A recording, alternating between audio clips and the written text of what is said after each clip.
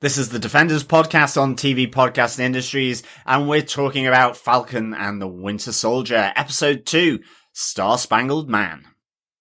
And how's the tour been? I know they did a big rollout for you, right? It's the greatest honor of my life. But I'm just a little shocked, I think. How did a guy like me end up here? Oh, wait. A guy like me, somebody's being a bit too humble. For those of you who aren't familiar with John's resume, John Walker, first person in American history to receive 3 Medals of Honor, ran RS-1 missions in counterterrorism and hostage rescue.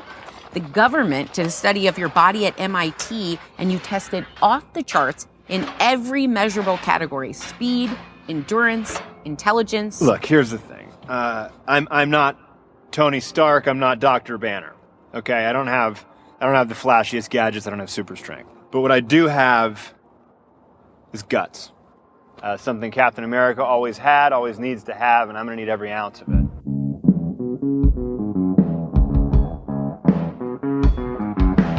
I hear a lot of people saying the blues, but I'm going to tell you what the blues is. When you ain't got no money, you got the blues. Guten Tag, fellow Defenders. Yes, this is the Defenders podcast on TV Podcast Industries, and we're talking about Episode 2, Star-Spangled Man, of The Falcon and the Winter Soldier.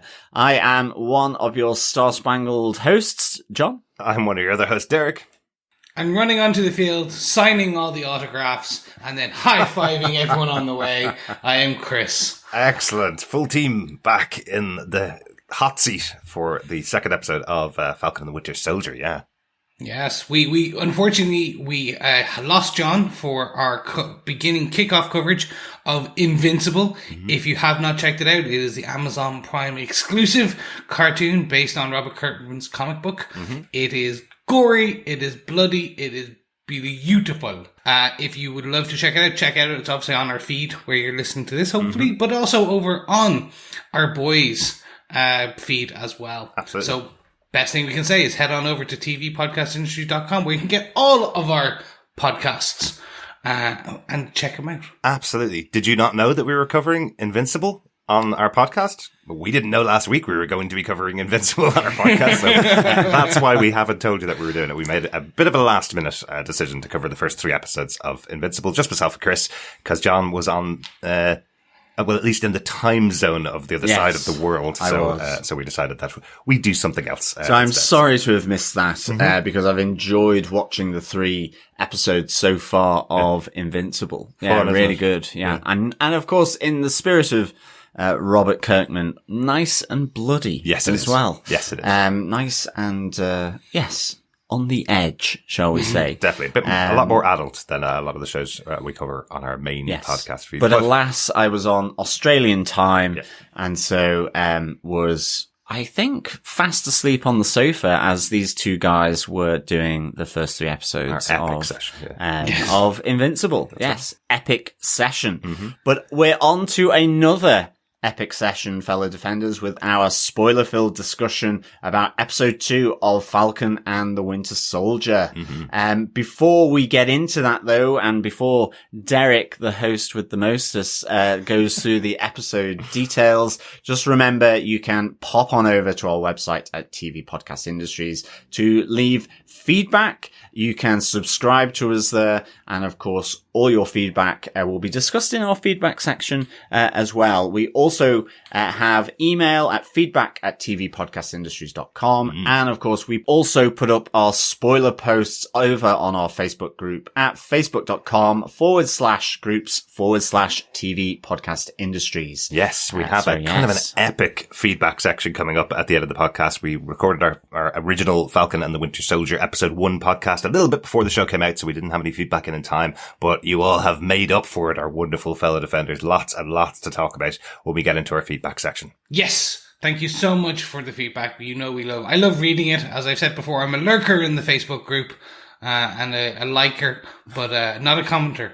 Yes. That's kind of my life. I lurk, I like, I don't comment, and I disappear like a ghost. Speaking of disappearing like a ghost, I'm not quite sure how that was the best segue, but let's discuss this episode. So Derek, do you want to give us the episode details for episode 2 of Falcon and the Winter Soldier? Absolutely. Once again, this episode directed by Carrie Scogland. She directed the first 2 episodes of the show. I'm not sure whether she's getting the full directing credits for every episode this season, like Matt Jacklin did over on WandaVision. I know she's centrally involved in certainly the setup of the show, but we'll see as the episodes go on whether she has all the directing credits, but heavily involved in the style of the show, which is very cool. The episode was written by Michael Castelline.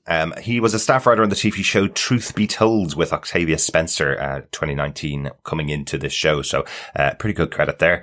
But first time writer in a Marvel TV show. John, would you like to tell us what they gave us with your synopsis for the episode? Sicker.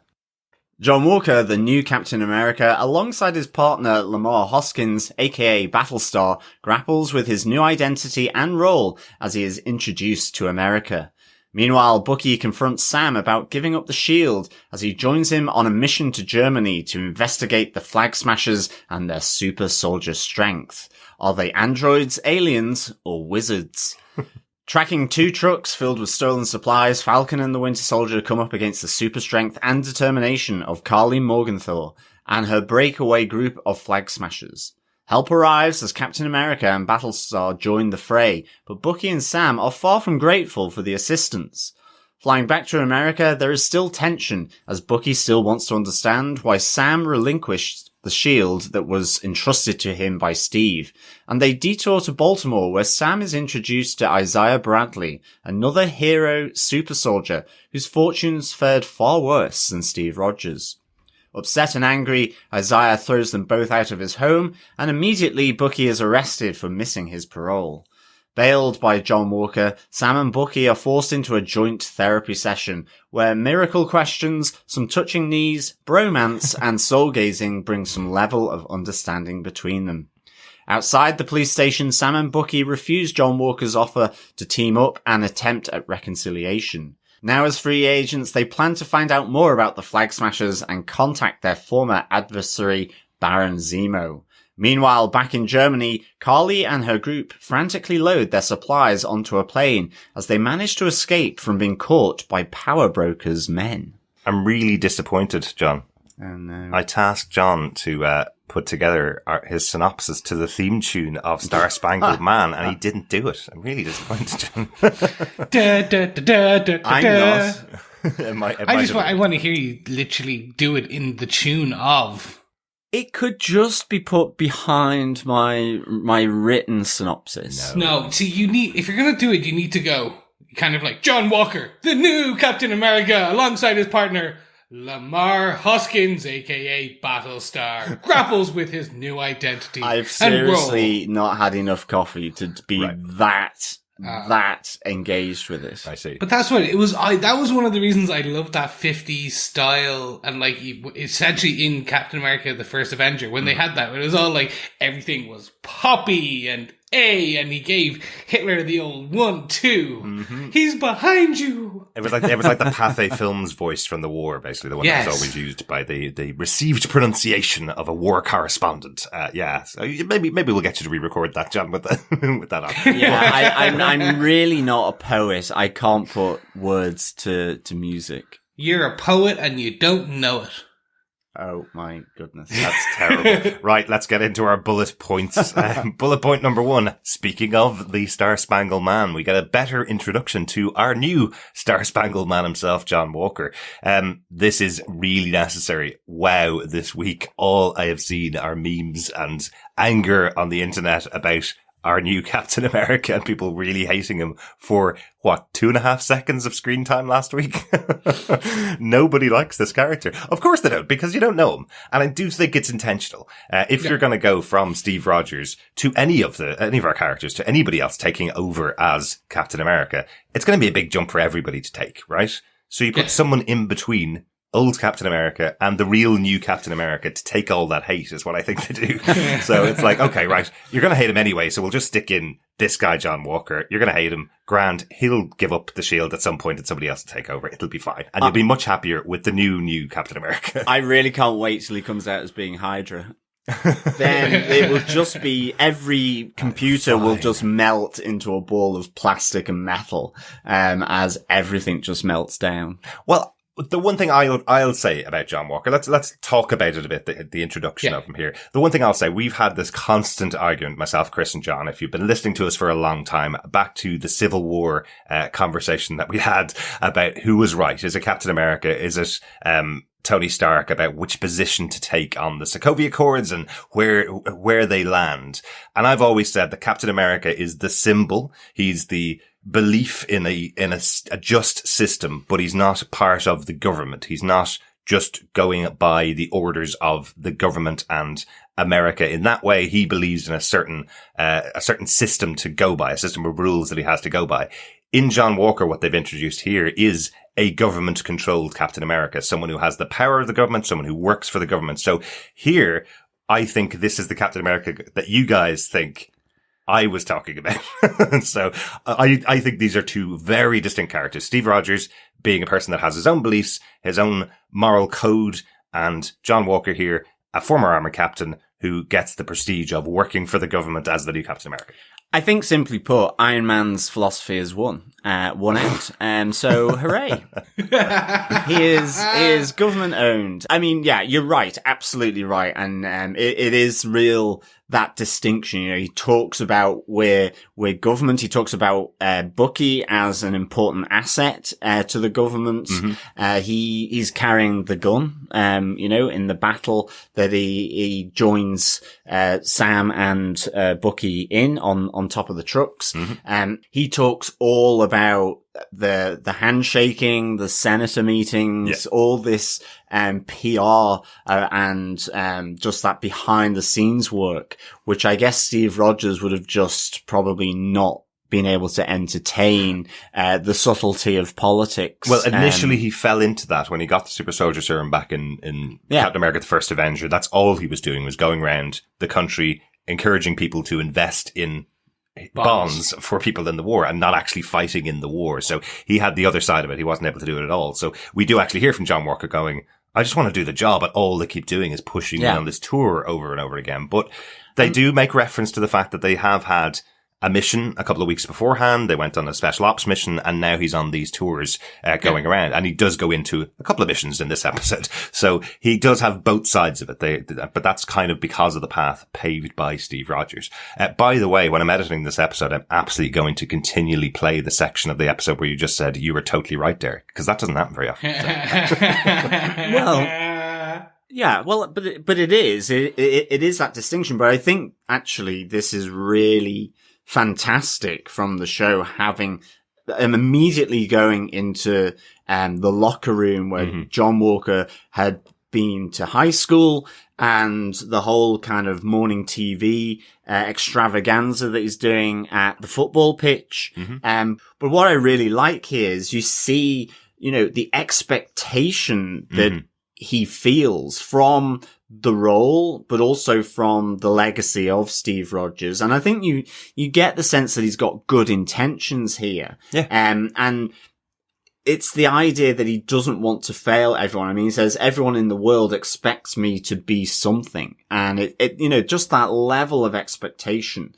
And I think this is really important for this character, because you have that, you have that introduction and then end credits in episode 1. I really like this. I think in general, this felt like getting more intimate and more personal with some of the key characters in this episode compared to the first episode, which was just kind of a big action reintroduction of the characters and, filling in some personal gaps. This is both John Walker coming together with his effectively sidekick in Lamar Hoskins, and also having Sam and Bucky, finally coming together and meeting and everything playing out. So I felt it really kind of focused in intimately, as well as keeping the action. So I thought this was really good. And we see his wife there as well. Yeah. In the locker room. Interestingly, not called his wife, and he's not wearing a wedding ring. They don't call out her name or anything like that, but we know she has the same surname as Walker from the credits. We know that it must be his wife, that they went to high school together, that, the kind of standard, I suppose, high school sweethearts, grew up together, and now, they're together post-war. But I wonder if that's a little bit of the PR thing, that he's not supposed to say that he has a wife. It's not really called out in the episode, but I wonder if that's part of it, that she's kind of being hidden from public view as the wife of Captain America. Well, and to protect her, I guess. Potentially protect her, yeah. He's not a great person. So, this is me I'm going into speculation mode, okay? So, the whole thing about John Walker is as you perfectly pulled out, is they set him up and they PR spin him. Yeah. He is the first man ever to receive 3 Medal of Valor. He did counterterrorism and espionage and hostage rescue. Like, they constantly call out all these amazing things, right? And it's in that very last scene when he is with Bucky and he's with Lamar and he's with Sam. And he essentially goes, "Stay out of our way, man." Yeah, absolutely. And his demeanor just shifts. Yeah. It's and he goes from that. Exactly. He goes from that nice person to this thing. Like, when I had my second rewatch of the episode, I basically was looking at it, and I was looking at it through that new lens, whereas it's all PR. Yeah. This whole thing of him, the Good Morning America, his PR tour of his, like, meeting all the people coming out, like, that's his good image. You don't get that high in the military being a super, super nice person. Like, that's the thing. And the best example is Bucky going, "Have you jumped on a grenade?" "Oh yeah, I've done it multiple times. I take my hat off and it's kind of my thing." Yeah. Oh, no. And you're like, okay, so he's not. No, he's doing it as a test. Like, it's not. It's all fiction. I don't know whether it's all fiction, but I think I'm absolutely with you. The mask, in a sense, slips when they refuse his offer at teaming up, and I guess in some ways reconciliation from their Jeep journey, where he's trying to engage with them. And up to that point, you feel like, because of that introduction in the locker room, you kind of feel his intentions are right. And then effectively by being snubbed by Bucky and Sam, there's this real kind of sense of competition comes in. And I guess, he was a football player. He's been in the army, army and football. I guess it is all about competition. Who is the best? Who's going to win? So it's stay out of my way. And he kind of gives the death stare really at them as they're walking away. So I definitely agree with you. I think, whether it means he's evil or that kind of thing, I just guess now it's about a rivalry rather than being a team in that sense. Yeah, absolutely. I have to say I love that line from the car ride between when the 4 of them are talking, and you see John Walker kind of trying to encourage Falcon and Bucky along as his sidekicks or his wingmen. It's like, no, hey, hang on a second. That's not going to work. But I love the reaction from Bucky with when Lamar Hoskins introduces himself with his name as Battlestar. And Bucky's like, "Stop the car. I'm out. I'm done. No more of this stuff." Really good fun. Yeah. One of the touch I love about this is the presentation that's going on at Good Morning America, where it's on TV around the country. It cuts to Bucky in his home, and just in the background, you can see he's just dropped his coat on the floor, clearly walking into the house and just going, "What the hell is this guy doing here?" It's just a lovely touch showing how the reaction of Bucky, that there's somebody else trying to take on this mantle of Captain America. And what he hears in the speech or this conversation between John Walker and the presenter on Good Morning America, he hears John Walker being asked the question, "Well, did you know Captain America?" And he's like, "Well, I felt like I knew him. I followed his career really closely. We would have been like brothers if we did know each other." And Bucky's like, "Hang on a second. Who's this other person claiming my position effectively? My friendship with Steve goes back 80 years. And this pretender is coming in, trying to get validation, trying to get that PR spin that Steve Rogers would have picked me had he known me," kind of thing. yet he knows nothing about Steve Rogers. So that's the kind of bit that you're going, he does seem like a very competent soldier, exactly the person that would be given the shield by the American army if they had it available to them. He's exactly the person that the government would choose to follow their orders, which Steve never did. Steve walked away from the government when they started to make those changes and started to force him into those rules that they had because they were anti his beliefs. So this is not someone that fits the mold of Steve Rogers. Yeah. This is someone that can carry the shield and do the fighting.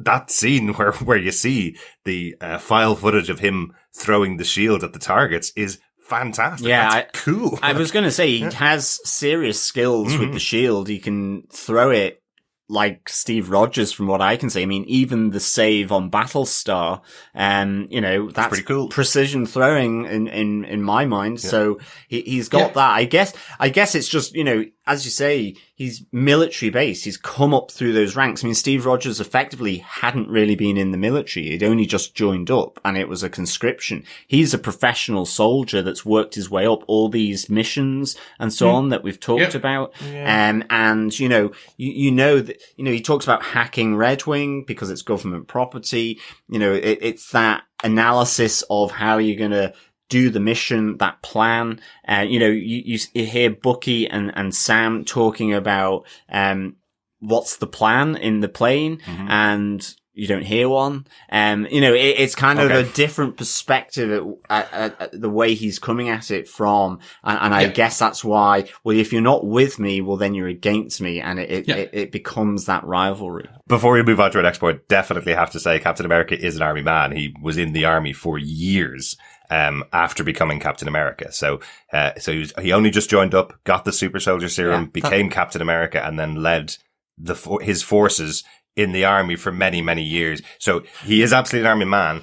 The difference with John Walker, as you say, is that John Walker joined the army, worked his way up to the rank of captain. But that's what I mean. Yeah, that's what I mean. And I'm not saying Captain America is not an army man. I'm saying that at least from the first Avenger, he's at training camp and effectively would be kicked out, with the exception that his personality, before he's gone through any promotions and moving up through the military, like fresh in, his personality is one that effectively selects him to take that super serum. Yeah. And then he becomes Captain America. Exactly. And then he becomes in the army, but effectively he doesn't like taking orders, because that's the whole point with the Civil War. He's not really chain of command type material. Absolutely. So that's what I meant. Whereas John Walker absolutely is. Yep. That's entirely how he's made his profession. That's the essence of the difference between them for me anyway.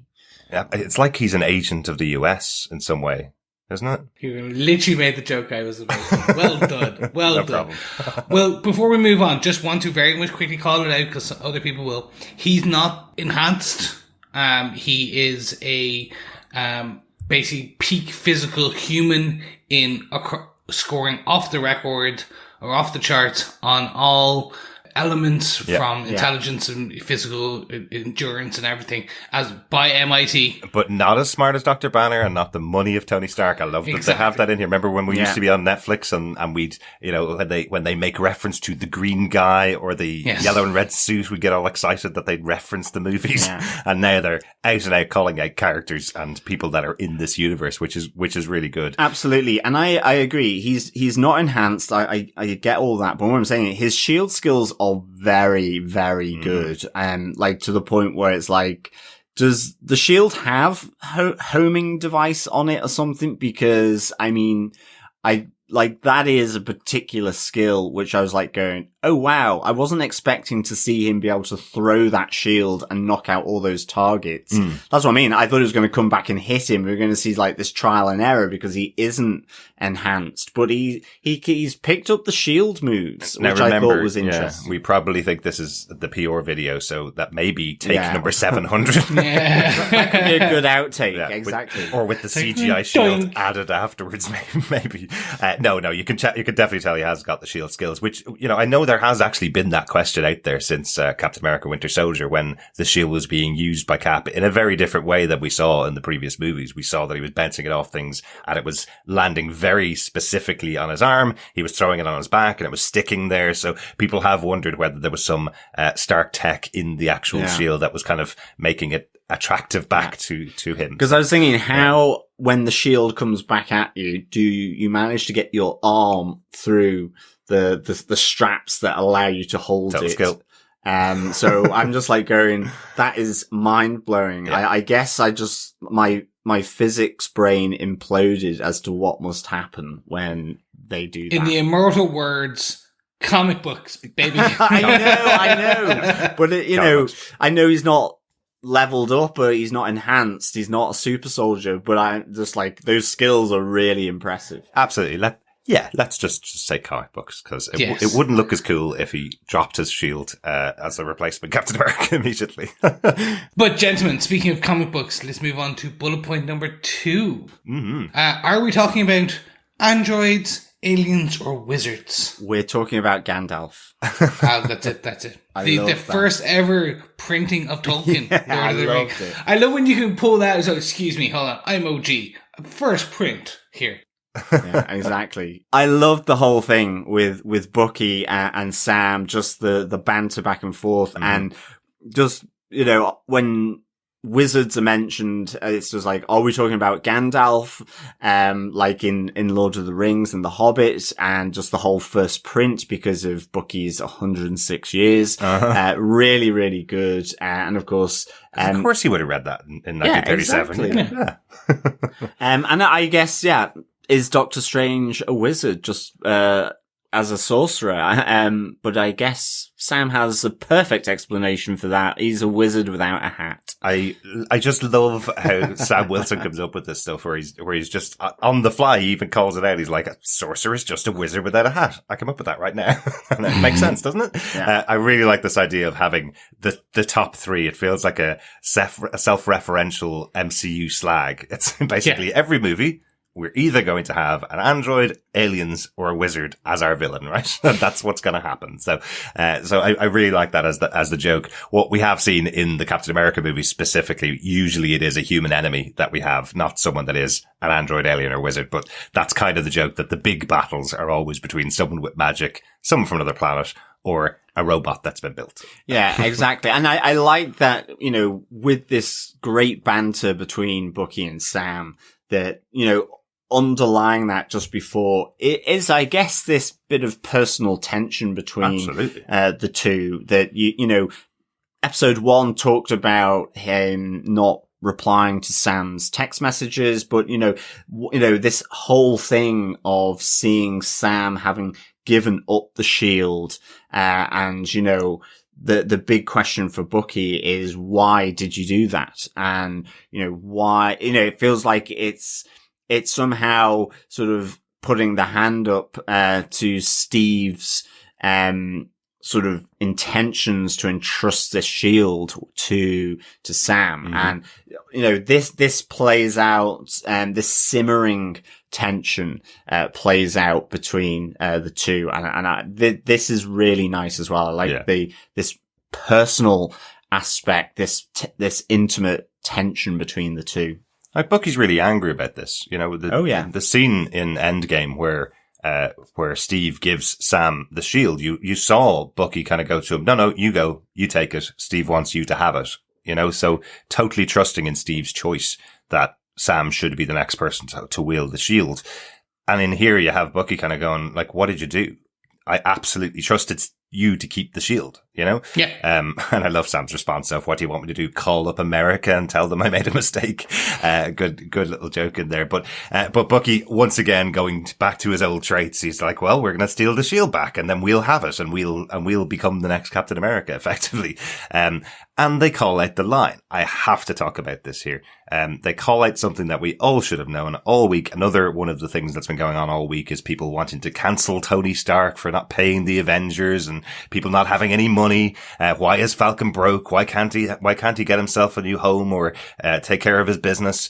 Well, Falcon was on the run for 2 years from the government. Of course, he wasn't getting paid from anybody. He went against the Sokovia Accords, which would have cut off any kind of money that he was being being given. He calls out Sharon Carter, who we haven't seen in the show yet, but he calls out that she was considered a criminal for helping them get the shield back. So this is something we absolutely should have known last week, but I couldn't count the number of articles I saw with people wondering why an Avenger like Sam would be broke. Well, he disappeared for 5 years after going on the run for 2. So, yeah, so for 7 years, he's had no income, basically. Yeah, exactly. I love that it's there, though, that it's in dialogue. For all of us that should really have known that last week. I like the little reference as well to, in this part, to Bucky's time in Wakanda as well, where Sam's saying, you think you're the White Panther now, and he says, no, it's the White Wolf. I really hope that he's called the White Wolf moving forward, because it's weird saying Winter Soldier, actually, because you know that Winter Soldier was that agent of Hydra in the 50s, 60s, 70s, doing all the assassination attempts, and helping to advance the Hydra agenda. Cool name. I love calling Bucky it, but it feels sometimes a little weird calling him the Winter Soldier in this. And having said that, I love the White Wolf. I like that, the Wakandans and Black Panther called him the White Wolf, where he kind of, got his new arm as well. So, cool. I hope that kind of takes off a bit, but I guess so far not. You can call him the White Wolf. You can call him Winter Soldiers. Don't call him Buck. That's Steve's special name for Bucky. He's the only person allowed to call him Buck. I love that, where Sam kind of says, don't worry, Buck. And he's like, no, hang on a second. That's Steve. If I call him Buck, then unfortunately, all I'll be able to think of is, me, hey up, Buck. Buck Rogers. God, we're old, John. At least, but then we might have some roller skate discos in space. That would help with the alien side. That will go over the head of most of our listeners and our co-host, I think. John? No, Buck Rogers, 31st century. Yeah, it was like neon lights on roller skates, and fab. They're actually remaking it. Groovy. Of course they are. Remake everything. Yeah. Groovy, baby. I'll quickly jump in here before we move on to point number 3, because it kind of links in. But this for me was great. The banter, the previous banter for the two of them, I think, John, you just said, right, the simmering malcontent, if you want to call it that. That's very Cinderella. Yeah. Which you can see all the way back to Civil War, where even when they first capture Bucky again and his arm's in the vice, you have Falcon and Steve there, and they kind of, they're trying to chat through and kind of what happened, because it was essentially when, after Zemo had kind of reprogrammed Bucky. It's just that kind of, you think it's friendly ribbing. There is an element of camaraderie there. They both, but it's not fully realized yet. Yes, we'll definitely talk about this a little bit in the therapy scene, which we want to talk about later on. I know from interviews that we've seen with the two actors, over the last couple of weeks, I love that effectively they say that this is the relationship between both of the actors. You probably know this from the behind the scenes stuff, but Anthony Mackie is a very funny person who can carry any kind of interview, any question that's thrown at him. He's very good at carrying it. Sebastian Stan says himself, he's a quiet one. So when Marvel were putting them on the tours to go around the world, they were kind of going, stick Anthony Mackie with Sebastian Stan, because he can take any question, and the banter between the two of them works really well, Yes. So that's kind of how they came up with the idea of doing a TV show with the two of them. It's a pretty much a no-brainer that these two characters are the right people to spin off from the movie universe. But when seeing the two of them together, you really get a good feel of how their banter works, I suppose. So I really like that. That scene back in Civil War where the two of them are kind of having that bit of banter, is the seed that germinated into the TV show. So yeah, really good to see this on screen in the second episode, because we didn't get it the first episode. That's the one we're waiting for. Yeah. They kept them apart the first episode. So having this scene where they basically go from being on the ground, Bucky annoyed at Sam and they talk the whole way from that point all the way to the factory that they're getting to over in Germany, where the two of them are just literally talking the whole time at each other, which is quite funny. Even when Sam is being silent and doesn't want to talk to Bucky, there's still banter between the two of them. Really good fun scene. Let's talk about our big battle scene for the episode. These feel like our traditional movie episodes where we talk about the action sequences from the center of our movies. In this episode, for our bullet point number 3, let's talk about the Flag Smashers and their plan to get away with something. Arms or some kind of supplies. Some supplies. I mean, vaccines, talking about, I think is what Bucky thinks they are. Yeah, exactly. It feels like they're a breakaway group of Flag Smashers or something, because I guess for me there was really kind of interesting idea that, you know, they really feel like freedom fighters and that their intentions are to help people in these multiple camps, post blip, you know, that have returned and are homeless or are cash strapped and all of this. Yeah. And it seems like they're trying to supply these with, you know, pharmaceuticals, you know, dehydrated food supplies or whatever. Vaccinations. And all this kind of stuff. So, that was really interesting to see. And even with, you know, the reveal of the leader of this group, Carly Morgenthau,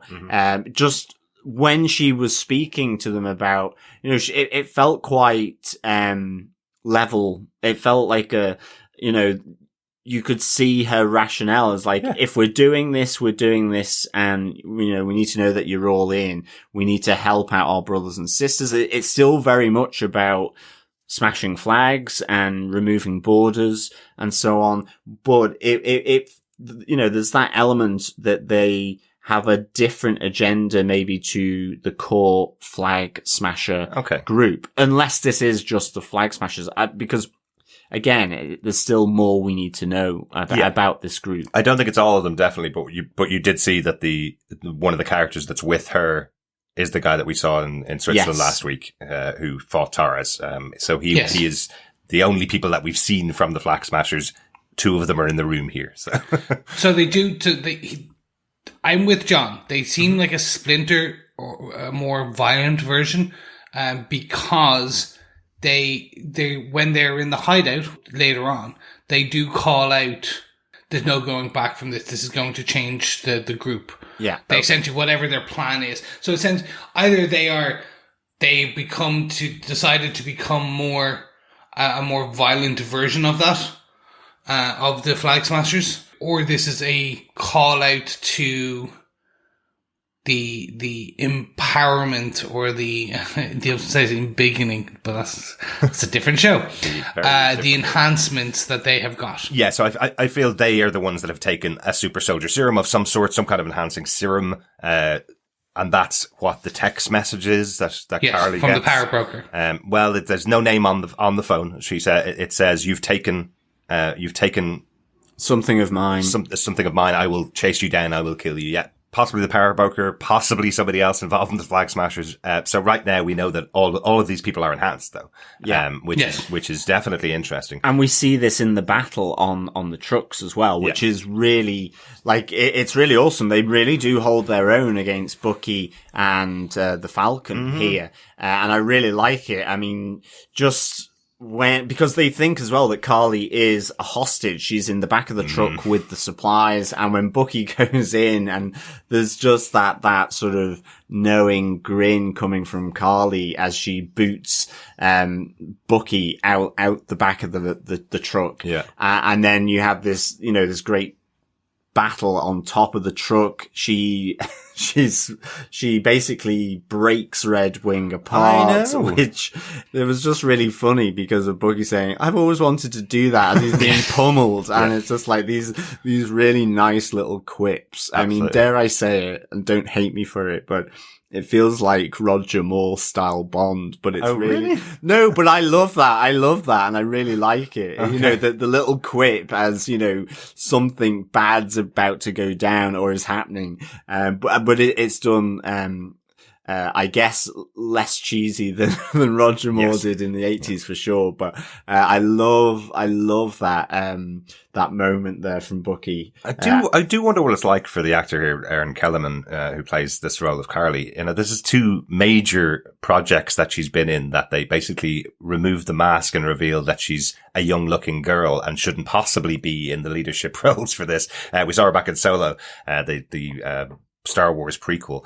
Exactly in this role, the leader of a resistance fighter group that shouldn't possibly be the leader because she's got freckles and has got red hair and looks like a young woman. I wonder, does she go into these, roles, with projecting that? You know, I may look innocent, but I'm actually a really good leader for these types of, resistance troops. I wonder if that's her if that's on her resume when she goes in. I do like this actress. Mm-hmm. I think she, in her kind of, you're right. She has this look of innocence in her, on her, because it is her look.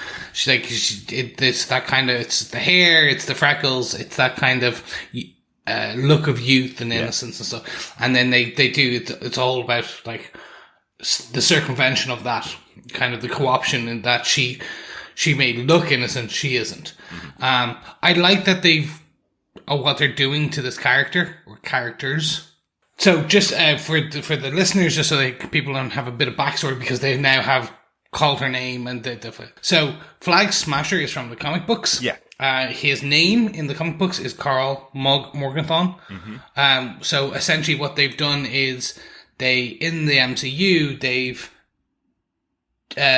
swapped genders for Carl and Carly, and they've made her the Flag Smashers instead of the Flag Smasher. Yeah. So in the comic books, it was Carl Morgenthau, the Flag Smasher, and his group, the Ultimatum. Essentially what they've done is made the Ultimatum his mercenary group, or his kind of, not mercenary, his terrorist group, the Flag Smashers, mm-hmm. and Carly is the leader, or de facto, or something, of the Flag Smashers. Yeah. I'd certainly call her the leader here. Yeah. Yes.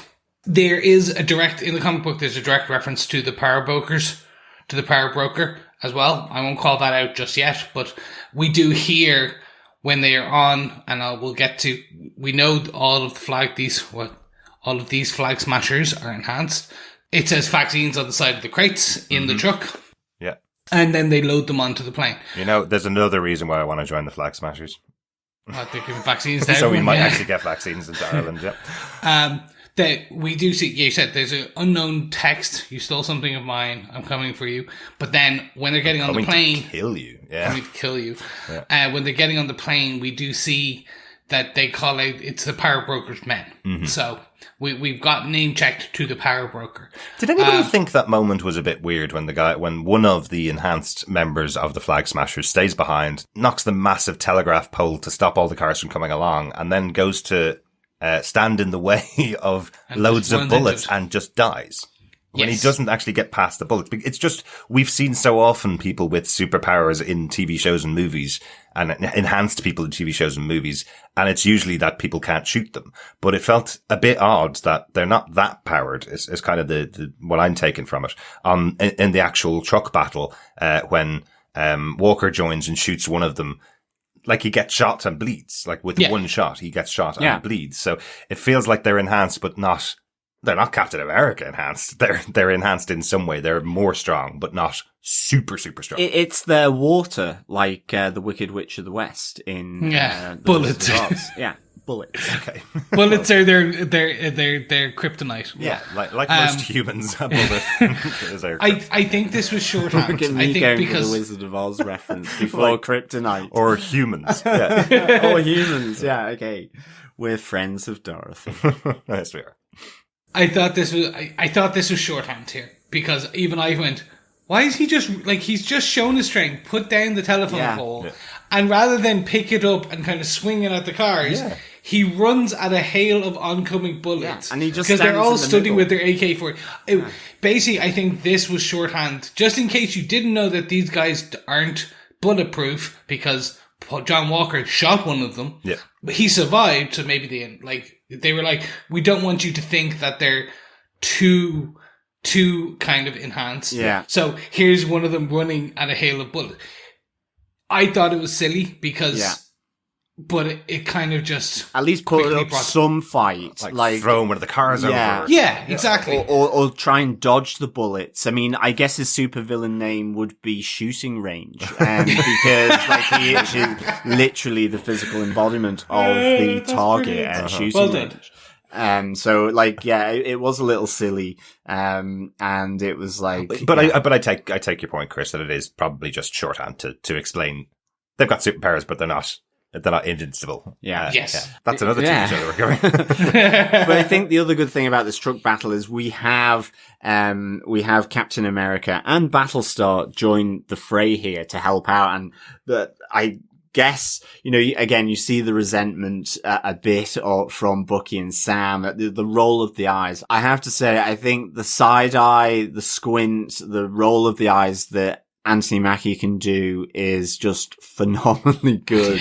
He really conveys sort of that sort of exasperation of, oh no, this thing's happening again, or they've turned up, really good. But I like in this that when they come to help, there is that, Bucky catches the shield that John Walker has thrown, to take out one of the flag smashers. It's on its return back, and he grabs it like that scene from The Winter Soldier. Mm-hmm. But there's almost this like muscle memory where he lays it off to Captain America as John Walker comes running through. Yeah. And it's kind of like, oh, I probably should have kept that. I didn't need to go out and have a whole plan to steal it. We have it right here. Yeah, but I loved that scene. I thought that was really, really good here. Yeah. And I loved all the scenes with Falcon trying to get under the truck get save Bucky who'd been thrown off. I thought that was really good. Just seeing the mobility of the Falcon, so cool.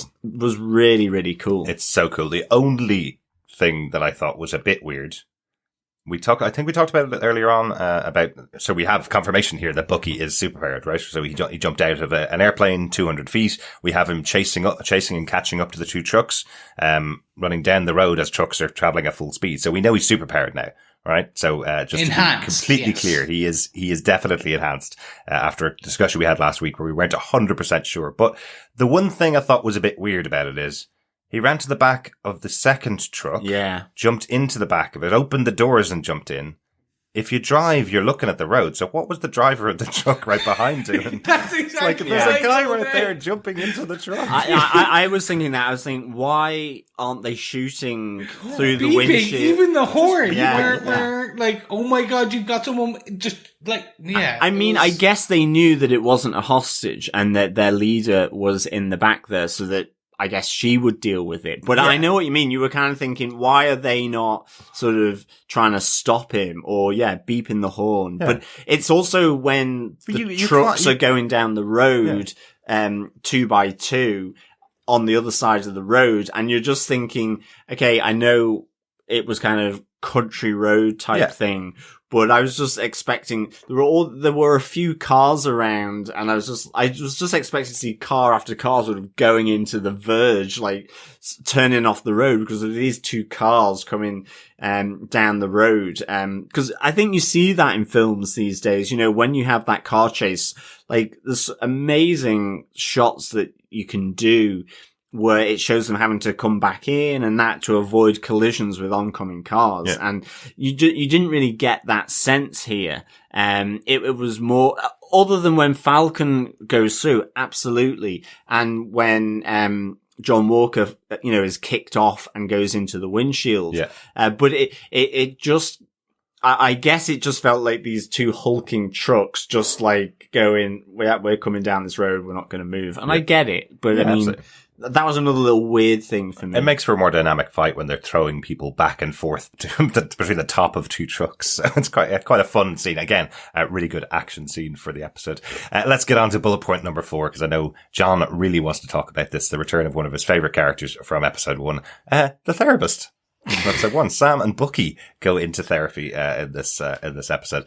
Well, yeah, and it's kind of a two-stage type therapy, I guess, in a sense here, because we have, on the plane ride back from Germany, there's still that, simmering tension. And that, they kind of, their drop-off point is in Baltimore, where Bucky is trying to explain to Sam, that, he's souped, Captain America was, with the super soldier serum, the flag smashers are enhanced to a certain level, and that,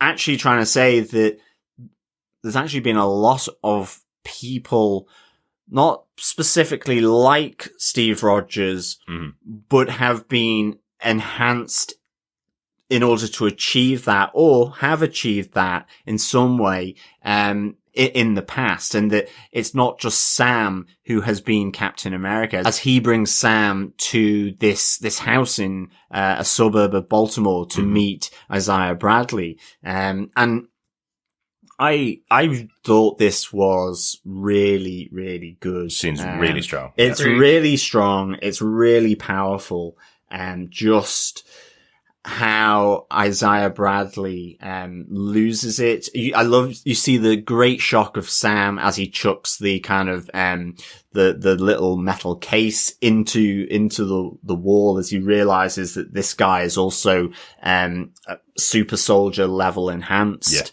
And there's this whole conversation of this past history between Bucky and him. It's also just what has happened after, that meeting between the Winter Soldier and Isaiah, in the Korean War. Just the way he says, what they did to me for being a hero.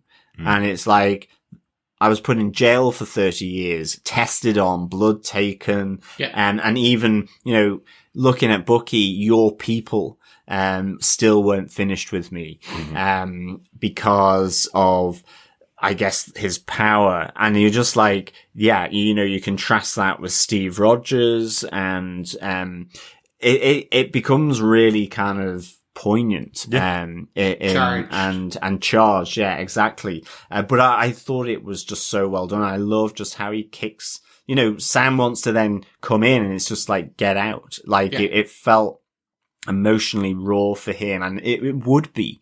It's really quite a powerful scene, I think. Absolutely. Yeah, it's just such a good scene. It's a really good idea to bring in this character from the comic books. Isaiah Bradley was the first black Captain America, introduced in 2003 in the comic books. Featured in a comic books, a mini series called Truth, Red, White, and Black. But I love that they brought him in here. It's kind of introducing two elements that are really important for the series here. One is telling Sam, while you may have thought that Steve, your best friend, was the only ever enhanced first person with the super soldier serum, you've now met some bad guys, effectively, this team of flag smashers that have the super soldier serum, but this has been going on for a long, long time, a lot longer than you think. But I like it's also introducing the element, these Bucky's introducing this element to him that you may also think you would be the first black Captain America, but there has been one before you. So you don't have to worry about that pressure that you would be putting on yourself by taking on the shield. Steve thought you were worthy. You absolutely should have taken his advice and become the Captain America. You wouldn't have been the first, effectively. So I like they're introducing both of the points. But as you say, John, I do like that it ends with them being kicked out because of how badly Isaiah was treated over the years. It isn't one of those moments where he sits down and goes, let me regale you with all the tales of how wonderful it was to be Captain America. He's justifiably angry and upset because he's been treated like crap. Absolutely. And Winter Soldier, who was the target of the United States for 30, 40 years, and many countries for 30 or 40 years because of the murders that he committed, has just walked into his house and said, I'm no longer a murderer.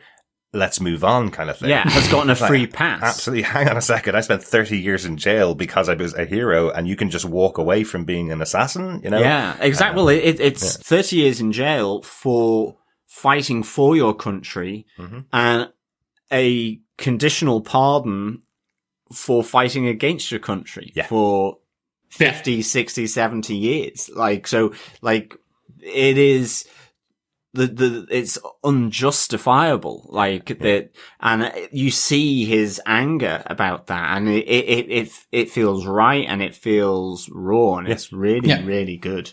I strongly recommend any of our listeners who are interested, please read Red, White, and Black. It's such a good comic book.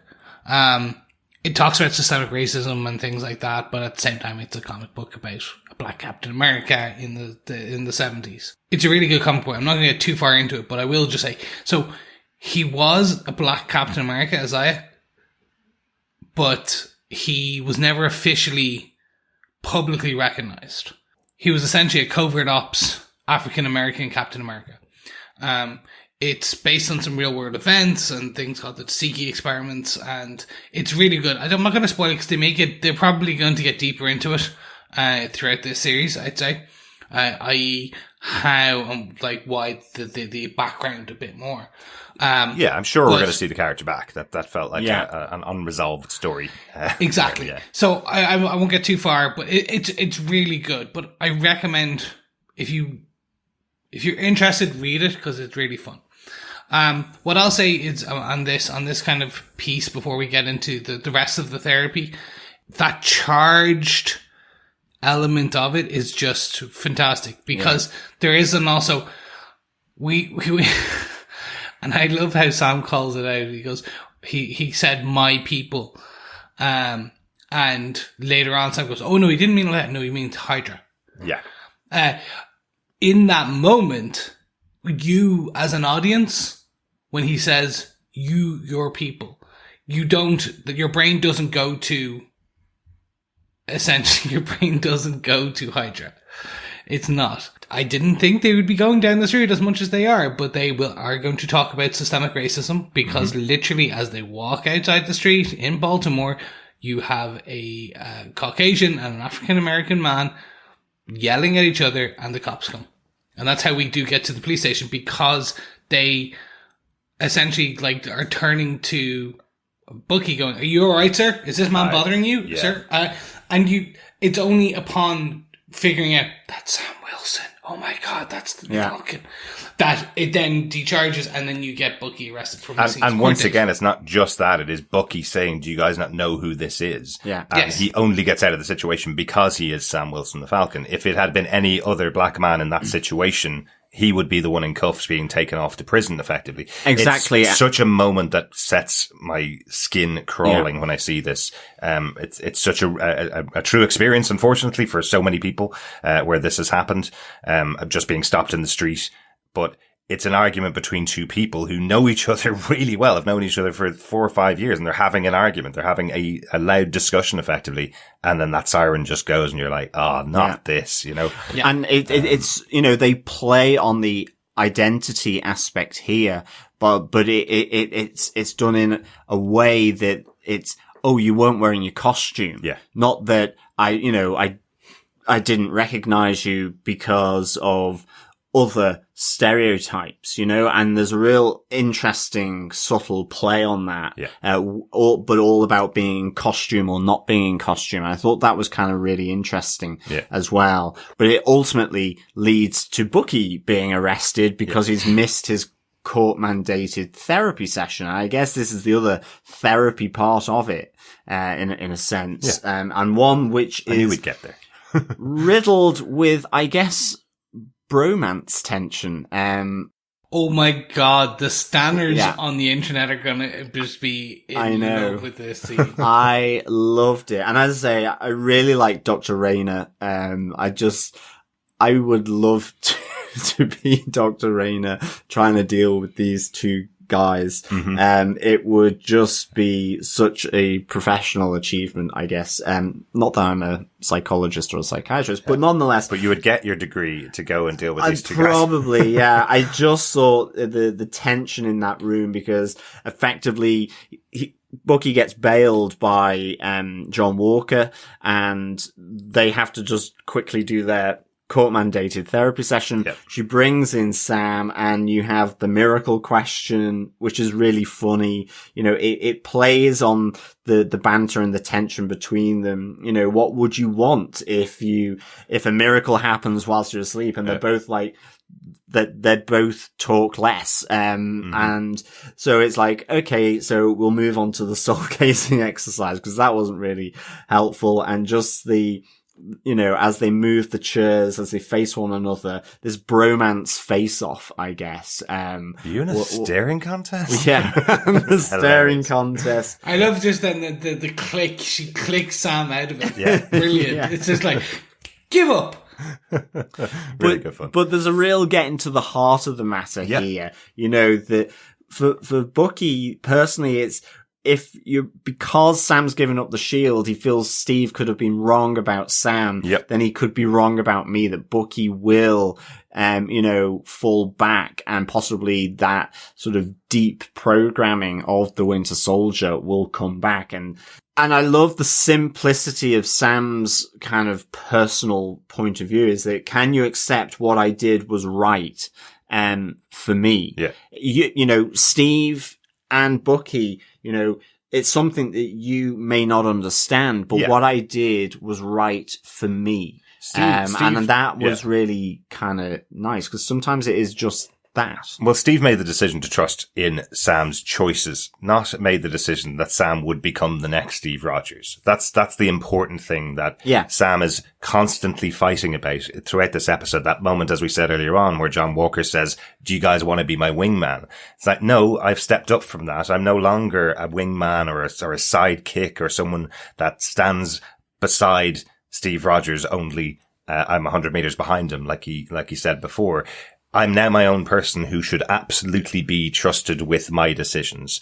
And Bucky once again is falling on, did Steve make the right choice to trust you? Sam's going, just trust me. Doesn't matter what Steve thought. I've made this choice and trust that I've made the right choice. I think it's a really good part of his character. It's this moment in this episode where you see him stepping up to being Falcon, the hero, not Captain America and Falcon. Exactly. Yeah. But, the bromance element, the simmering bromance, is really good. And of course, there are some interesting shipper names that could be formed. I was from wondering this. what they are. Is it Falky? Buckon?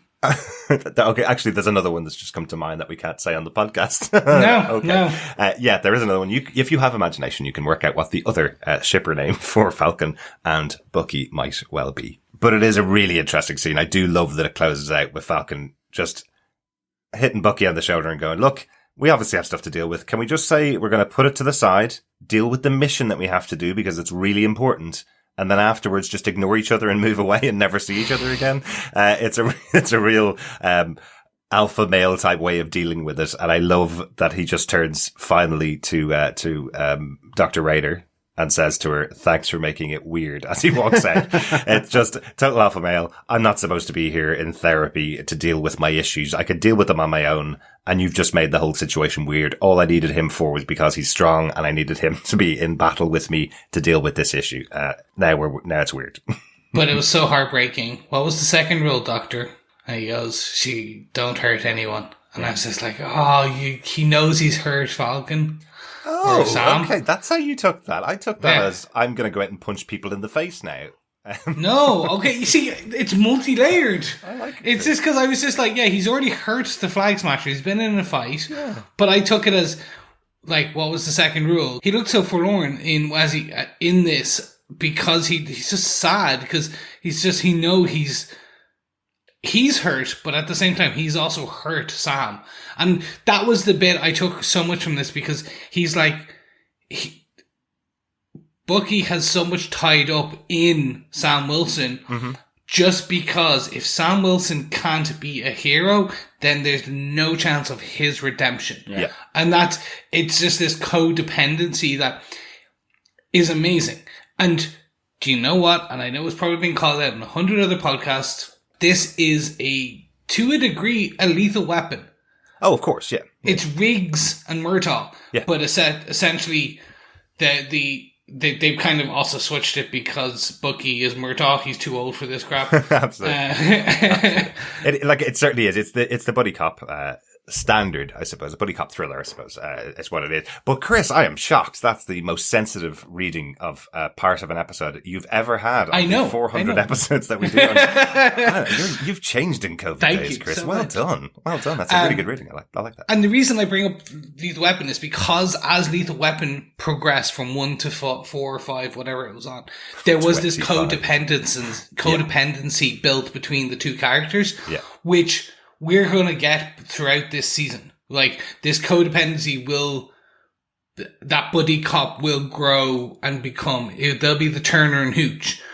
Who's Hooch and who's Turner? We will figure it out. A dog. Well, considering Hooch was the dog partner of Tom Hanks, I'm presuming your Riggs and Murtaugh was probably a better example of that, Chris. Yeah, exactly. Much like Hooch was in the doghouse in parts of that film, let's talk about someone else who is in the doghouse, technically under house arrest. In bullet point number 5, we are getting reintroduced to Mr. Zemo.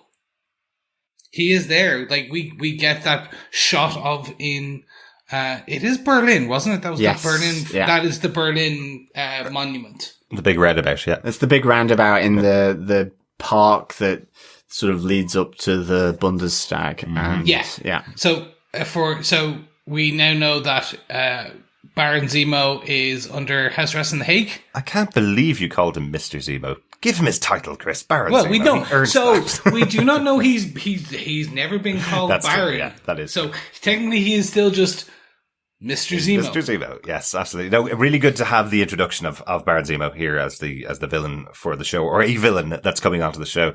He was so good in Civil War as this person that knew he couldn't beat superheroes, but set them against each other to beat each other. That was his major plan. And he is the central architect of Civil War. I thought that was such a good position to put this character who has been in so many Captain America comics and so many comics over the years since his introduction many years ago. It's great to see him back in here, and I'm really intrigued to see how they're going to use him in this series. Differently than we expected. We were kind of thinking the villain of the series, it seems, is going to be Flag Smashers, and you're kind of thinking, oh, maybe Zemo's behind them. But what we find is he's just been in prison. He's been in prison since Civil War, and he's going to be the consultant, effectively. Kind of like the Hannibal Lecter to Clarice Starling. He's going to be the consultant to Bucky and Falcon, telling them the things that he may know about Hydra's plans from his time working with them, which I think is really interesting, isn't it? Yeah, he knows everything about Hydra. All the history, the hidden history of Hydra, so therefore the hidden history of S.H.I.E.L.D. Mm-hmm. And exactly, the assumption was from the trailer, and it's, again, why I love, they zigged when they thought they were going to zag, because I bring them up in every episode.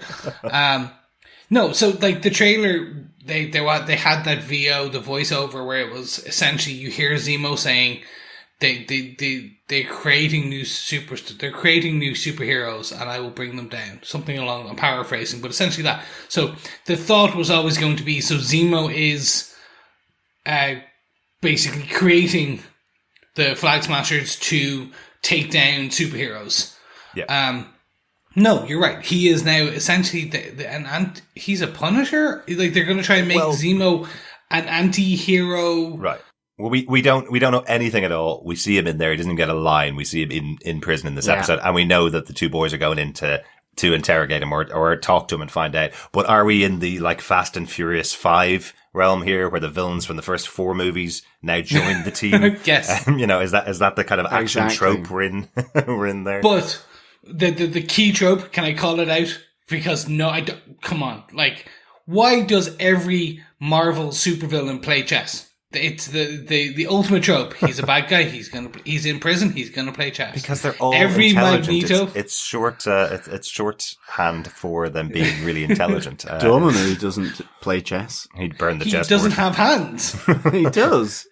He plays strategic chess on his the board of the multiverse. So life is a game of chess. There you go. Exactly. And we're all the pawns. But a really cool way to end the episode, having the introduction of Zemo here. We knew he was coming in the series, but that when you have that moment where the guys say, we're going to go and talk to Zemo. Yeah. And then you see him introduced and then the credits roll. It's always, no, not now. Give him like 5 minutes of screen time. We have to wait till next week. It's a nice little twist. And I guess this is where we're going to get Sharon Carter. You know, I feel like she may be this kind of seconded security expert for America in Berlin. You know, making sure that he is, you know, securely locked out. I don't know, locked in. Because we don't really know what happened to Sharon. We did get the line from Falcon that she was considered an enemy of the state, after stealing, Captain America's shield. So we have a line there. We know she's coming up in the series. Really want to know what happened to her because she didn't take part in any of the massive war that was going on in Infinity War and Endgame. She didn't have a part in there. So you wonder where she's been. Was she another person that was snapped out of existence for 5 years even? Or has she been working undercover for the last 5 or 6 years for one of the agencies? So we'll see that later on in the series. But a good introduction and as always a good cliffhanger to make me come back next week as if I wasn't going to. Exactly. We did see her in Civil War working with Everett Ross. Yep. Who is Martin Freeman's character from Black Panther. And I think Europol or Interpol. Yeah, one of those. Yeah. It was one of those. So my assumption, I think, is you're right that she will be in this, but working for Europol or Interpol because she is technically considered she's lost all of her US citizenship. So essentially she's become this kind of de facto contractor for them. Maybe, yeah. Because that's where, if he's being held in Germany, most likely in their version of the superpowered Raft Hague, it's going to be, they'll have the Europol version kind of looking after them. Potentially, yeah. We'll see. We will see, hopefully, the character later on in the series. Well, we know she's in the show, so we will see what's happened to Sharon Carter. As I mentioned before, just the idea that we have Sharon Carter, a massive character in the Captain America comic books, getting a bit of screen time. I'm really excited to see that as well. It's going to be pretty cool. So that's kind of it about the episode overall. Any notes, Chris? Yes, I do, because why not? Very quickly for me, I just wanted to bring up Eli Bradley, the young gentleman. Well, he's not called Eli in the show, right? But there is a younger gentleman who opens a door in Isaiah Bradley's house. Yeah. The guy is trying to keep Bucky and Falcon from coming in, basically. Yes, exactly. In the comic books, there is a similar gentleman who is the grandson of Isaiah Bradley, Eli Bradley, who becomes a young Avenger named Patriot because the super soldier serum passes down through the generations. He is slightly enhanced. Because it's basically in his blood. Yeah. Think what if Captain America had a son, essentially. Well, basically, Like Steve never had the opportunity because he was frozen for so many years and then didn't have long enough to have a relationship after he came back. Well, he was too busy with his barbershop quartet. Exactly. Yes, They're all dead, John. Again, this leads credence to that potentially with the introduction of Kate Bishop in the upcoming Hawkeye series with the two sons in one division, Benny and Tommy, all of these characters who they are introducing, quote unquote, i.e. cameos, they all end up as Young Avengers later on. Right. So credence that we may get a Young Avengers in the next phase. Like they age everyone up, or it's that they all come together in their version of the Infinity War. It's that introduction type thing. Yeah, I really like the idea of having these kind of background characters coming together in the future, 10 years down the line or 5 years down the line. It's a really cool idea. Yep. Good catch, Chris. Any other notes for you? Yes, just want to very quickly call out for our listeners to have a look at the closing credits. And I'm not talking about the black and white ones here. What I'm talking about is the kind of animated, kind of everything with news reports and clippings and redacted files.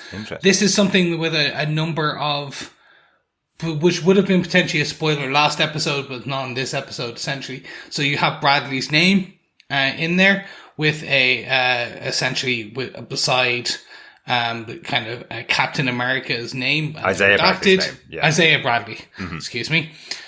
You have Power Broker and the name Power Broker. You have I saw the headline where it has Power Broker is watching on. Yeah, I saw that. Yeah, that's pretty cool. Yeah. So again, Power Broker in the comic books is an entity, a corporation that gives people powers for enough money. Then you get John Walker's name last issue. In the last episode, John Walker's name was in the credits. That's there. right. So yeah. John Walker is the next Captain America. So what they are doing, and essentially, is seeding some additional information in these, which I made the joke to my co-hosts, which is I've gone into full CSI mode, where I am going pause, enhance.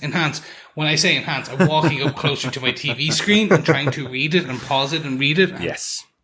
Unfortunately, we don't have don't have all of the Shield tools available to us to be able to enhance and zoom into this stuff. Excellent. That's a really good one. We must have a look at that and see if there's anything in there that will be of interest for next week. Because I did see Baron Zemo was added to the credits this week. He wasn't in those credits last week. You can have the image on there. Last week we saw John Walker was called out in those credits, not, as we said, not played by the actor, just simply. John Walker, the new Cap is here, was what was listed in there. Excellent stuff. So, with that then, Derek, do you defend Falcon and the Winter Soldier episode 2? I love this. This is really right in my wheelhouse. It's exactly the type of show that I wanted about Falcon and the Winter Soldier. I love the Captain America stuff. I love the Captain America movies. It's playing out exactly the way I wanted it to play out. In some ways, I wish it was a movie so I could watch it all, because it feels exactly like what I wanted to see. Having this ability to be able to develop those characters so much more than you could have in the movies is really good for me to see these two characters who haven't had a huge amount of development. They've always been, this is Steve's something. This is Steve's friend who turned into Winter Soldier. This is Steve's wingman who is the Falcon. Now we actually have, this is Sam Wilson and his story, and we're starting to get more of, this is Bucky and his story. And I really like that. I really like the ability of Marvel to be able to do that. The only drawback, and I knew it was going to happen, the only drawback I see in this show is that we just got WandaVision, a 9-episode series that came out of nowhere, did something really different and really, really impressive with its runtime in those 9 episodes. And then we have Falcon and the Winter Soldier, which is a standard Marvel TV show. I know they were supposed to be flipped, and I absolutely can accept that, but it does feel sometimes you're kind of going, oh, is this too normal of a show that it's not going to be as popular as something like WandaVision? So that's the only drawback, but I'm really enjoying it because it's right in my type of movie and my type of TV shows. So, really, really good. Absolutely defend it. Chris, how about yourself? Do you defend Falcon and the Winter Soldier episode 2, Star-Spangled Man? I absolutely do. As much as if I could punch Hitler in the face myself. I'm enjoying this because of its potential, I think is the best thing. It is a de facto Civil War film. It's that Captain America, de facto, like, we're getting a bit of action, we get a bit of intrigue, espionage. It's very by the numbers to this point, which, as you said, it was going to be the first. So you could see this is how they kind of slightly kind of bring people in, you know what I mean? It's that kind of, hey, you like Captain America and that type of films, here's a 9-hour, 8-hour version of that spread out over X amount of weeks.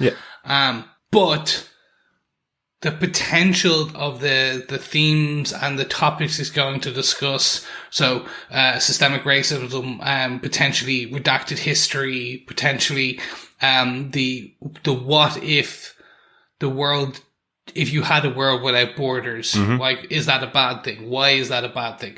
All these potentially, like, it's not going to be your clear-cut villain again. And that was one of the best parts of kind of Civil War, which was Zemo was not a normal villain. Like, he just wanted these people, like, he tore them down from the inside and made them fight each other. He wasn't the one he wasn't your Red Skull. Nothing against Red Skull, but he wasn't that type. It grew and evolved.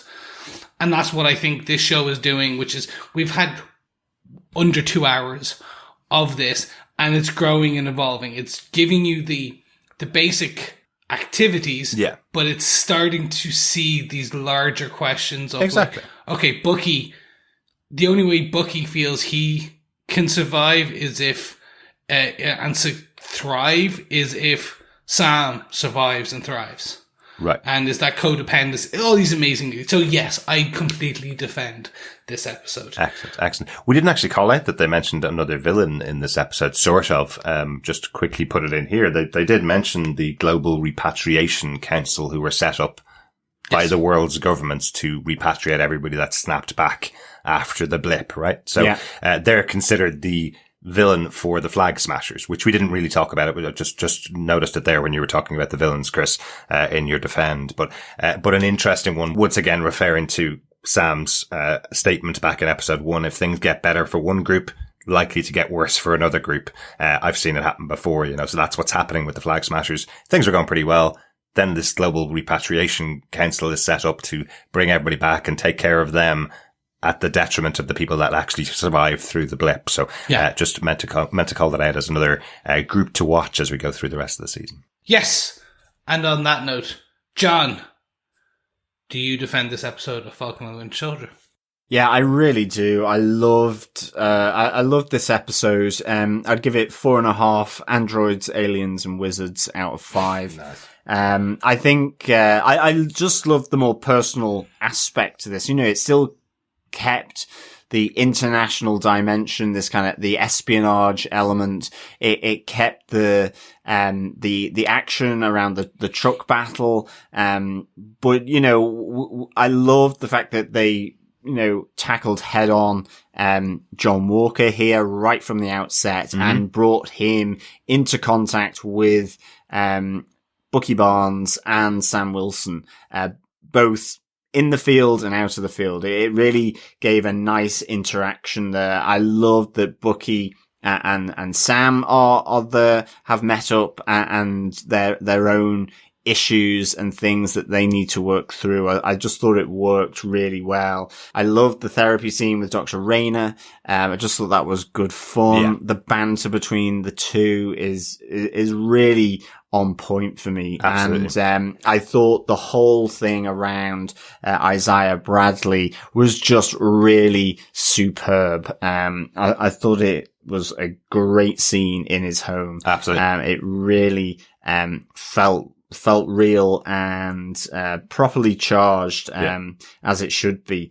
So I really, really do defend this episode 2 of Falcon and the Winter Soldier. Looking forward to episode 3. Before we go on to our feedback section, we do have one more thing, as always, to do. It's time for our pub quiz. Let's get down to the pub, John. Yes, remember, fellow defenders and pub quizzers, that you can send in your answers to each question at feedback@tvpodcastindustries.com. You send it in weekly or all at once, in groups as you want to. But the question for episode 2 is, in what year did Isaiah Bradley and the Winter Soldier first meet? Very good. Very good. What specific year, right? Yes, specific year, a year. Yeah, very good. So what's the question again, John? It is, in what year did Isaiah Bradley and the Winter Soldier first meet? If you want to catch up on any of our questions, you can go over to our website at tvpodcastindustries.com. We've got a page up there. I think it's called FAWS quiz, or you can just click the button for Falcon and Winter Soldier quiz. I pop up the questions after I've released the episodes each week. I'd love to have everybody send in their answers for the pub quiz this time. We don't have a giveaway for the feedback section this time, just those 3 Funko Pops of Falcon, Winter Soldier, and Baron Zemo for the winner of the pub quiz this time around. Yes. I think with that, let us get back into our feedback section where we're covering both episodes 1 and 2 in this. So great amount of feedback from the fellow defenders. And first off, we have a voicemail in from Matt Murdick. Hello, guys. This is Matt from across the pond. I can't see you all the way over there, but hopefully you can hear my voice. Anyway, I've commented several times for the WandaVision stuff, and you guys have been very gracious in including my tweets. When Falcon and Winter Soldier came on, I just had to comment, and I'm not going to get to comment on any of the podcasts that we do over here regarding the music for this, so I just thought I'd send this real quick MP3. You have no idea how ecstatic that I am that Henry Jackman is doing the score for this. I never looked at IMDb. I had no idea who was doing the score for this. But by golly, if you're going to pay any kind of tribute to Captain America in this series at all, then you've got to have Henry Jackman. His score for Winter Soldier is still, I think, and there's been some great scores. I mean, even this last WandaVision, Christoph Beck did a wonderful job. He's done a wonderful job with Ant-Man and everything. But Henry Jackman's score for Winter Soldier is still my favorite MCU score ever. And it's because of a little snippet of music that we heard right at the end of this particular episode when the new Captain America was being introduced. It sounded a little bit like this.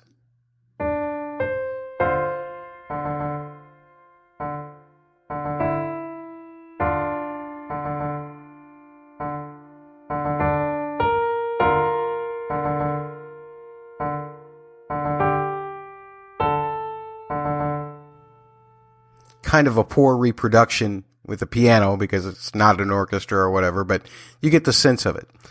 That was all over Winter Soldier. That little two-phrase kind of motif was in every great scene that movie had. You think about when they're going on the ship at the beginning, when Cap is trying to get away from S.H.I.E.L.D., once he discovers that there's stuff going on there. There's a lovely piano version of this motif at the end when he's in the water and when Bucky rescues him. It's just one of my favorite melodies. Now, if you don't recognize it from what I just played, think of it more in this context, and I think it'll be a little more recognizable to you.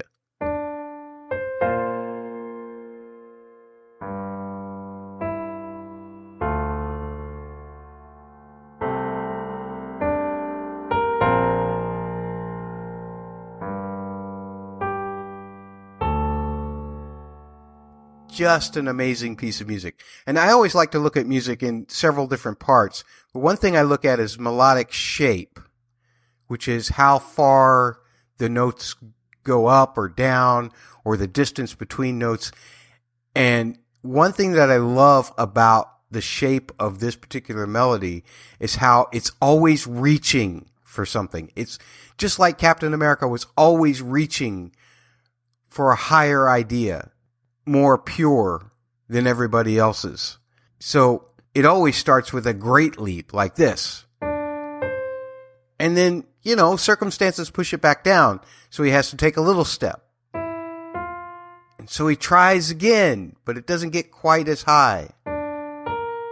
But he's still gaining ground, and he finds that middle ground right at the end. It's now centered. And that's a great way to add narrative and motive behind a character just by using melodic shape. And then the harmony that is used typically tells us what emotion to feel about that journey. But I'll go off on tangents, so I will let you guys go. I'm just so glad that Henry Jackman is back and that he's doing this series. I can't wait to see what else he pulls. Take care. Thanks so much for that piece of feedback, Matt. I know Matt is so good with the music on shows. We've mentioned some of the stuff he's covered in the past and on the other TV shows that we've covered as well. I love his way of picking out the melodies that are entered into a show to talk about theme and talk about characters. Really, really interesting. And yeah, Henry Jackman is such a good addition to this TV show to keep that consistency with the melodic themes of Winter Soldier and of Civil War. I think it's such a good choice to make sure that we have the same composer on board for this show. I did get a message from Matt after this episode was released, and he absolutely loved the version of Star-Spangled Man that we got at the beginning of the episode with the marching band. Loved it myself. Thought it was really interesting as well. A really good idea to have this kind of updated version of this wartime theme from the 40s. I thought that was a really cool use of it. But so good to hear your thoughts, Matt. Thanks so much for sending that in. Yeah, thanks so much, Matt. That was really cool. Getting those themes and the melodies, and you mentioning about melodic shape, and just how it links in with the characters and I guess their intent, what is driving them. So that was absolutely awesome. And yeah, the marching band that was really cool as well. I loved that.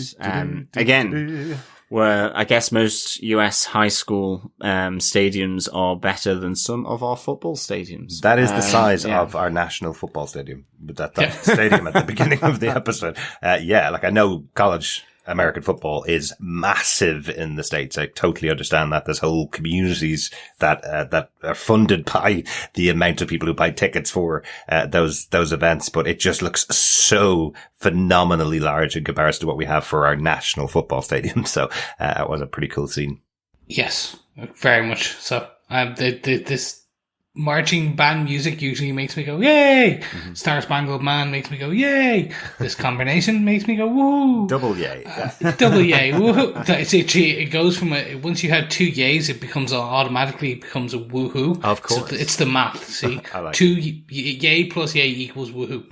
I like it. Matt, thank you so much for that voicemail. I love hearing you break that down. Yeah, so cool. I was just sitting here in awe of what you were doing. I'm like, yeah, I wish I could play piano. But like, I love it. You remind me, I hope this means in the best possible way, of Austin Wintory. Very much a well-known video game composer who does that same thing while talking. It reminds me of this. And you're just like, reaches off screen to play the piano. Mm-hmm. You have some skill. Absolutely. That's all I would do. Absolutely. Yeah. Thanks so much again, Matt. We got an email in from Jerry on Falcon the Winter Soldier episode 1. He says, hey guys, this episode was a good start. Good action sequences at the beginning. Marvel is doing great story background for life after the blip. How business would be affected if everyone came back. Count on the United States government to mess up the legend of Captain America. The Flag Smashers, mutants, super soldiers, aliens, or all of the above. Or wizards or androids. Exactly. Yeah. Jerry says, after WandaVision, I'm not letting my knowledge of comics ruin this show too. Jerry from Niceville. I love this came in obviously last week after the first episode aired, and Jerry has his own top 3 there, the mutants, super soldiers, and aliens. And this episode we find out it's not that, it's androids, aliens, and wizards. Yeah, so interesting. Yeah, absolutely. Thanks, Jerry, for the feedback. Yeah, it's off to a good start indeed. We got another email in from Parthenia Locklear. She says, hey guys, hope all is well and glad to be watching another show with you all. So yeah, let's get to it. A few quick things that stuck out to me from last week. I enjoyed that they showed more of Sam's life and gave us a bit of backstory. I thought his fight scene quality was amazing and truly felt like I was watching a Marvel movie. Mm-hmm. The only thing I didn't enjoy as much were the scenes between him and his sister. While the situations that they were discussing were very real, the acting part of it did not connect for me. The bank scene, priceless, and I'm glad that someone finally brought up the fact that how superheroes get paid. Because I'm going to be honest, I was wondering how he was going to get a loan as well. Mm-hmm. Bucky, quick question. Was his arm repaired by Shuri? And I missed this in the last Avenger movie. To be honest, guys, I thought the older guy that he was hanging out with was his neighbor, then just a friend. Never dawned on me that was the father of the man he killed. I am loving his haircut. That's probably not important, but it is. I'm ready for more Bucky. Aren't we all? Aren't we all? Parthenia continues, I can't wait to see how they react to the government creating this new Captain America. I was totally shocked. Okay, last thing. How did Sam's sidekick survive being stomped in the face by a powered villain? He should be dead, right? Okay, ta-ta for now, Parthenia. Thanks so much, Parthenia. Absolutely. I think I had exactly the same thought about Torres as well and being kicked in the face. You know, I think last week, I did mention that maybe his head would go like a watermelon, and because of the powered villain being involved there. And I am with you as well. I really like the fact that they did ask that question about how do superheroes get paid. It is one of those kind of ones that always come up. So I really like that. So yeah, and to confirm, Bucky's arm was repaired in Wakanda as he went on sabbatical as the White Wolf. Yeah, there's a moment in a post-credit scene where we visit Wakanda and you see him coming out with no arm, and they're there effectively setting Bucky up with an arm, is what happens. Yeah, and Black Panther brings the arm to him. Yeah, the next time we meet Bucky then is when he's given the arm by Black Panther, when everybody comes to Wakanda in Infinity War. So it is a really quick moment, I suppose, but having so many characters to deal with in the Avengers movies, it would have been difficult to have it as a big scene, I suppose, that's memorable. But you can see from the actual style of the arm, he used to have the silver arm. Now he's got a black one with the kind of, gold running through it, which is a Wakanda, type of structure. So it is a different type, and it is definitely a Shuri creation. She's pretty cool with those arms. It's vibranium, 100% vibranium. 100% vibranium. Hey, they've got it just lying around over there. It's interesting you said it's not as, they couldn't spend too much time, but everyone remembers, get this man a shield. Yes, they do. Yes, they do. That's it. It could be, get this man an arm. That's all they would have needed, just a line from Chadwick Boseman, and everybody would remember it. Yes. Thanks so much for your feedback, Prathilya. Yes, thank you so much for that. Okay, gentlemen, time we move on over to Facebook. We got our first bit of Facebook feedback for episode 1 was from Ronaldo, who went, "Wow, what a way to return to the Cap aspect of the MCU. Can easily see how this was meant to kick off the Disney Plus show and start the new era. It hits the ground running. Opening sequence for Falcon, just visceral and mind-blowing. I was very happy to see Batroc the Leaper, and Mackie's comment about plenty of cameos already seems fulfilled. Hope we see Batroc again. I love that the Flag Smashers are part of this. As comic fans know, the Flag Smashers are akin to Ultimatum, and Flag Smasher is an actual character who leads them. Wondering if the superpowered leader of the Flag Smashers is indeed meant to be Flag Smasher himself. We'll have to wait and see." Yeah. So you were talking about that earlier on, Chris. That is very similar from the comics. Yeah. Yes. Ray goes on to say the character development of both Bucky and Sam make the core of this episode and are both done really well. Sam's familial woes and Bucky's hidden trauma make both of these characters bigger than what they were in the first 4 phases. It breaks my heart that Bucky killed his friend's son, and I'll be watching to see how Bucky will handle this and grow as a person. I really like Sam in this episode, and his humour is welcome relief at times. The blip again has fallout and is well utilised in Sam's story with his sister. Finally, the reveal already of a US agent, this surprised me, but I actually like how they're getting straight to it. There probably won't be enough time in the season to delve into John Walker's past, but with any luck, there'll be time down the line. Already looking forward to his inevitable run-in with the Falcon and the Winter Soldier. A nifty cameo by Don Cheadle as well leaves me with a solid 4.5 out of 5 Red Wings for this first episode. Excellent. I guess in this episode we got half a Red Wing, didn't we? When he got broken in half. We certainly did. Not 2 halves. So you can create 4.5 Red Wings now. Really good points, Ray. I think a lot of that has borne out in the second episode. We've had the run-in, we've had the introduction of US Agent in more detail. So yeah, really good. Thanks, Ray. Yes, thank you so much, Ray. Really appreciate the feedback. Heather Wallace says, I've been looking forward to this and I wasn't disappointed. I loved seeing the range of Sam's wings. We've only seen him fly in fairly straightforward ways, but here the wings were a shield and supported balletic aerial moves. Sam's speech at the Smithsonian shield donation was moving and wry about Steve's stoic pose, and I cheered when he said, we need women and men to be heroes. It seems a small change, but women are so usually second in that context. The whole scene felt very real. I work in museums and have arranged a few celebrity donations. I held my breath when the Smithsonian official took Cap's shield until I saw his archival appropriate white cotton gloves. I also really liked the glimpse into the economic reality of this world, although I'm still confused about how the Avengers get paid. But my biggest question is, what was Bucky's online dating profile like? Excellent, Heather. I'm really glad when they do that kind of stuff in shows where they specifically treat something the way it would be treated in the real world, like Cap Shield being put into that container in the Smithsonian. That's a really good catch there. But yeah, Bucky's online dating profile. I presume he didn't have any tigers in it anyway. No, I guess it will be all broody and emo like. Mm-hmm. Yeah, looking simmering off into the distance. Yeah, exactly. Oh, it'll all be black and white photos. Of course. Yes. But with like redacted long hair, like him killing someone, and this is blurry slightly off. It's like my time in China, my time in Berlin, my time in Moscow, and it's all just slightly like taken from afar with a telescopic lens as he runs in the dark. I love it. Yeah, thanks so much, Heather. Michael Booth says, while this was fun, I wouldn't say I'm hooked. Apart from the admittedly amazing Falcon fight scene in the beginning, this just felt like generic MCU world building. It was nice to see some glimpses into post-Thanos Avenger life, but nothing really said to me, I can't wait to see what happens next week. Perhaps they are banking on the fact that it's standard MCU fare to reel viewers in over the first few weeks.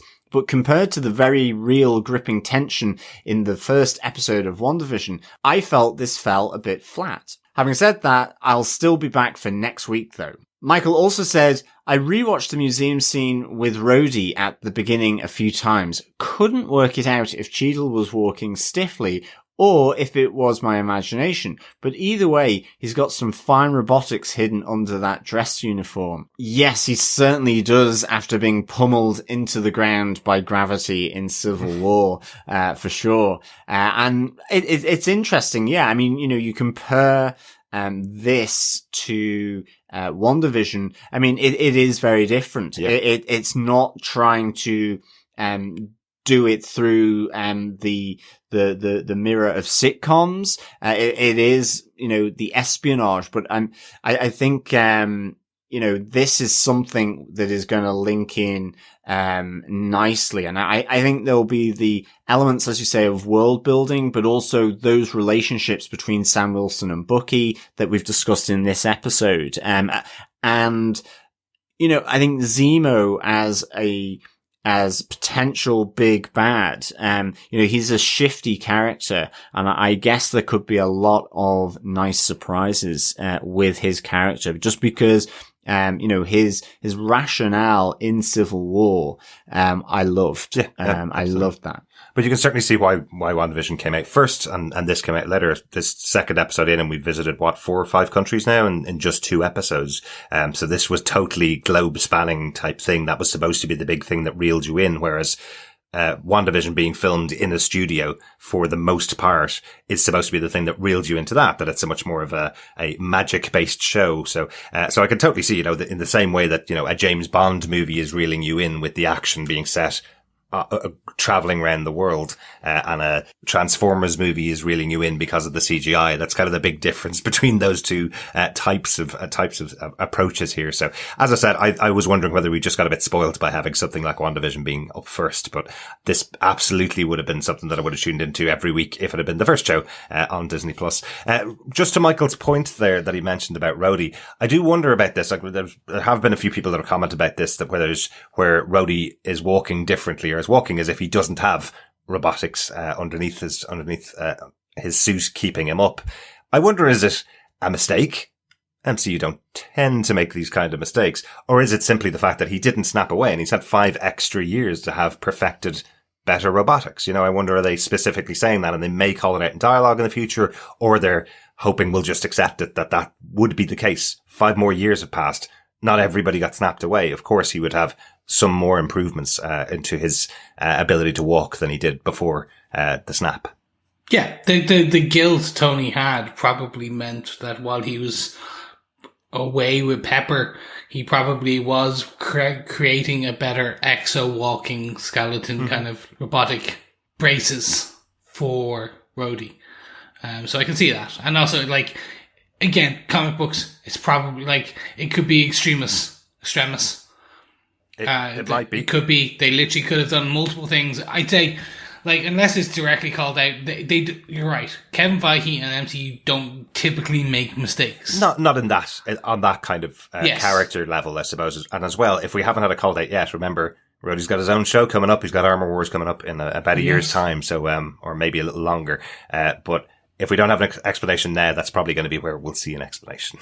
Yes. Thanks so much for that, Michael. Yeah, thanks, Michael. Richard Blaze says, wow, I love this. Felt very much like it wanted to ground the characters with their backstories rather than just have them turn up for a fight, as they do to a degree in the movies. Actually made me really care about their families and tragedies.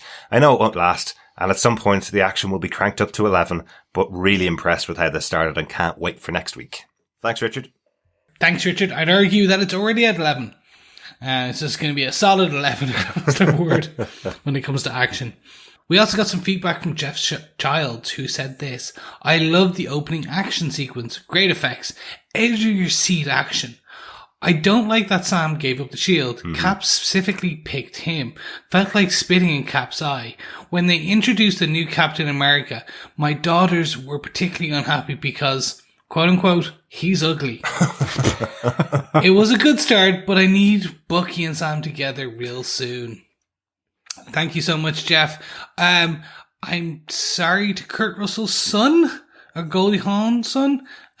He's ugly, apparently. I heard this too. Everyone was very unhappy. Let's just say the helmet was not flattering. Yeah. It's weird, isn't it? Because Wyatt Russell is a very good looking guy. Yeah, exactly. He's a very attractive guy. When he doesn't have the helmet on, he's, proper blonde, blue haired American, stereotypical kind of looks, very pumped kind of guy. Exactly. When he's got the helmet on, it's like as if they went in the costuming and put on the helmet and went, yeah, that squishes your face down enough to make you look ugly. That's it. It felt like a corset for his head where they just kept pulling on the ties to squish his head, because it kind of didn't look right. But again, you're also just comparing it to Steve Rogers where it fitted like a glove. I think in this episode, it definitely looks better, actually. I'm very happy that, when he's sitting down at the Good Morning America interview, he takes the mask off very quickly, and you kind of go, okay, grand. It is the mask that's doing that to him, But even in the mask, I felt it looked better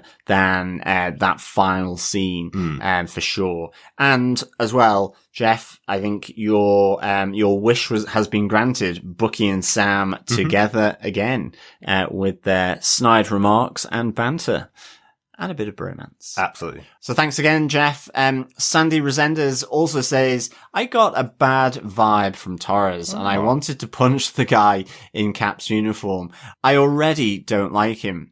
Overall, I really liked it. It's good that they are exploring each of these characters' storylines and what life is like for them now, as well as consequences of all that has happened. I love that Marvel is doing this. Absolutely. I think that background, in the real world post blip is really, really good. Absolutely. I guess as well, to your point, Sandy, most people that saw, the guy in Cap's uniform pretty much had an aversion. And I think that's probably the point here, because it's not Steve Rogers who we've had 10 years with. Interesting you got a bad vibe from Torres. I kind of didn't. I think maybe the only time I did was not until I understood that he was on Intel when he went to help out the Flag Smashers, in Switzerland. Yeah. And I thought, I was like, he's actually part of the Flag Smashers. And then you see him doing his phone, and I was like, And then obviously it plays out with him getting beaten up by them. But it was only in that initial moment where I kind of thought, maybe Torres isn't, the person, that I thought he was, from the start of that. Yeah. But, we see him again in episode 2 here, helping Sam prepare for the mission to Germany. So, again, I hope we see more of him, really kind of liking that. Yeah, hopefully he grows on you, Sandy, as the episodes go on. A bit of feedback from Robbie O'Neill, my brother, who says, really enjoyed the first episode, seeing how the other half of life is lived for a hero. Looking forward to the next one. See, since myself and Robbie can't actually meet up in real life, he has to comment on our podcast and send us some feedback for us to have a discussion about these shows. So good to hear from you, Robbie. Thanks. Salima Kisler says, I enjoyed this, but not as much as I thought I would just yet. It really does look fantastic. The opening Falcon battle and with Winter Soldier nightmare sequences were very beautifully shot. Disney Plus really is indulging their inner John Hammond in these Marvel TV shows, and I love it. Spare no expense is what I think Salim is referring to there with the John Hammond from Jurassic World or Jurassic Park. Very good, Salim. This was a decent setup episode, says Salim, but a setup is only as good as the payoff, so I'm looking forward to getting into the heart of the story. I never thought I would see Batroc again, nor did I expect to see Rhodey, so both of these were very pleasant surprises. On the flip side of that coin, we did not get Sharon Carter this episode, or Zemo.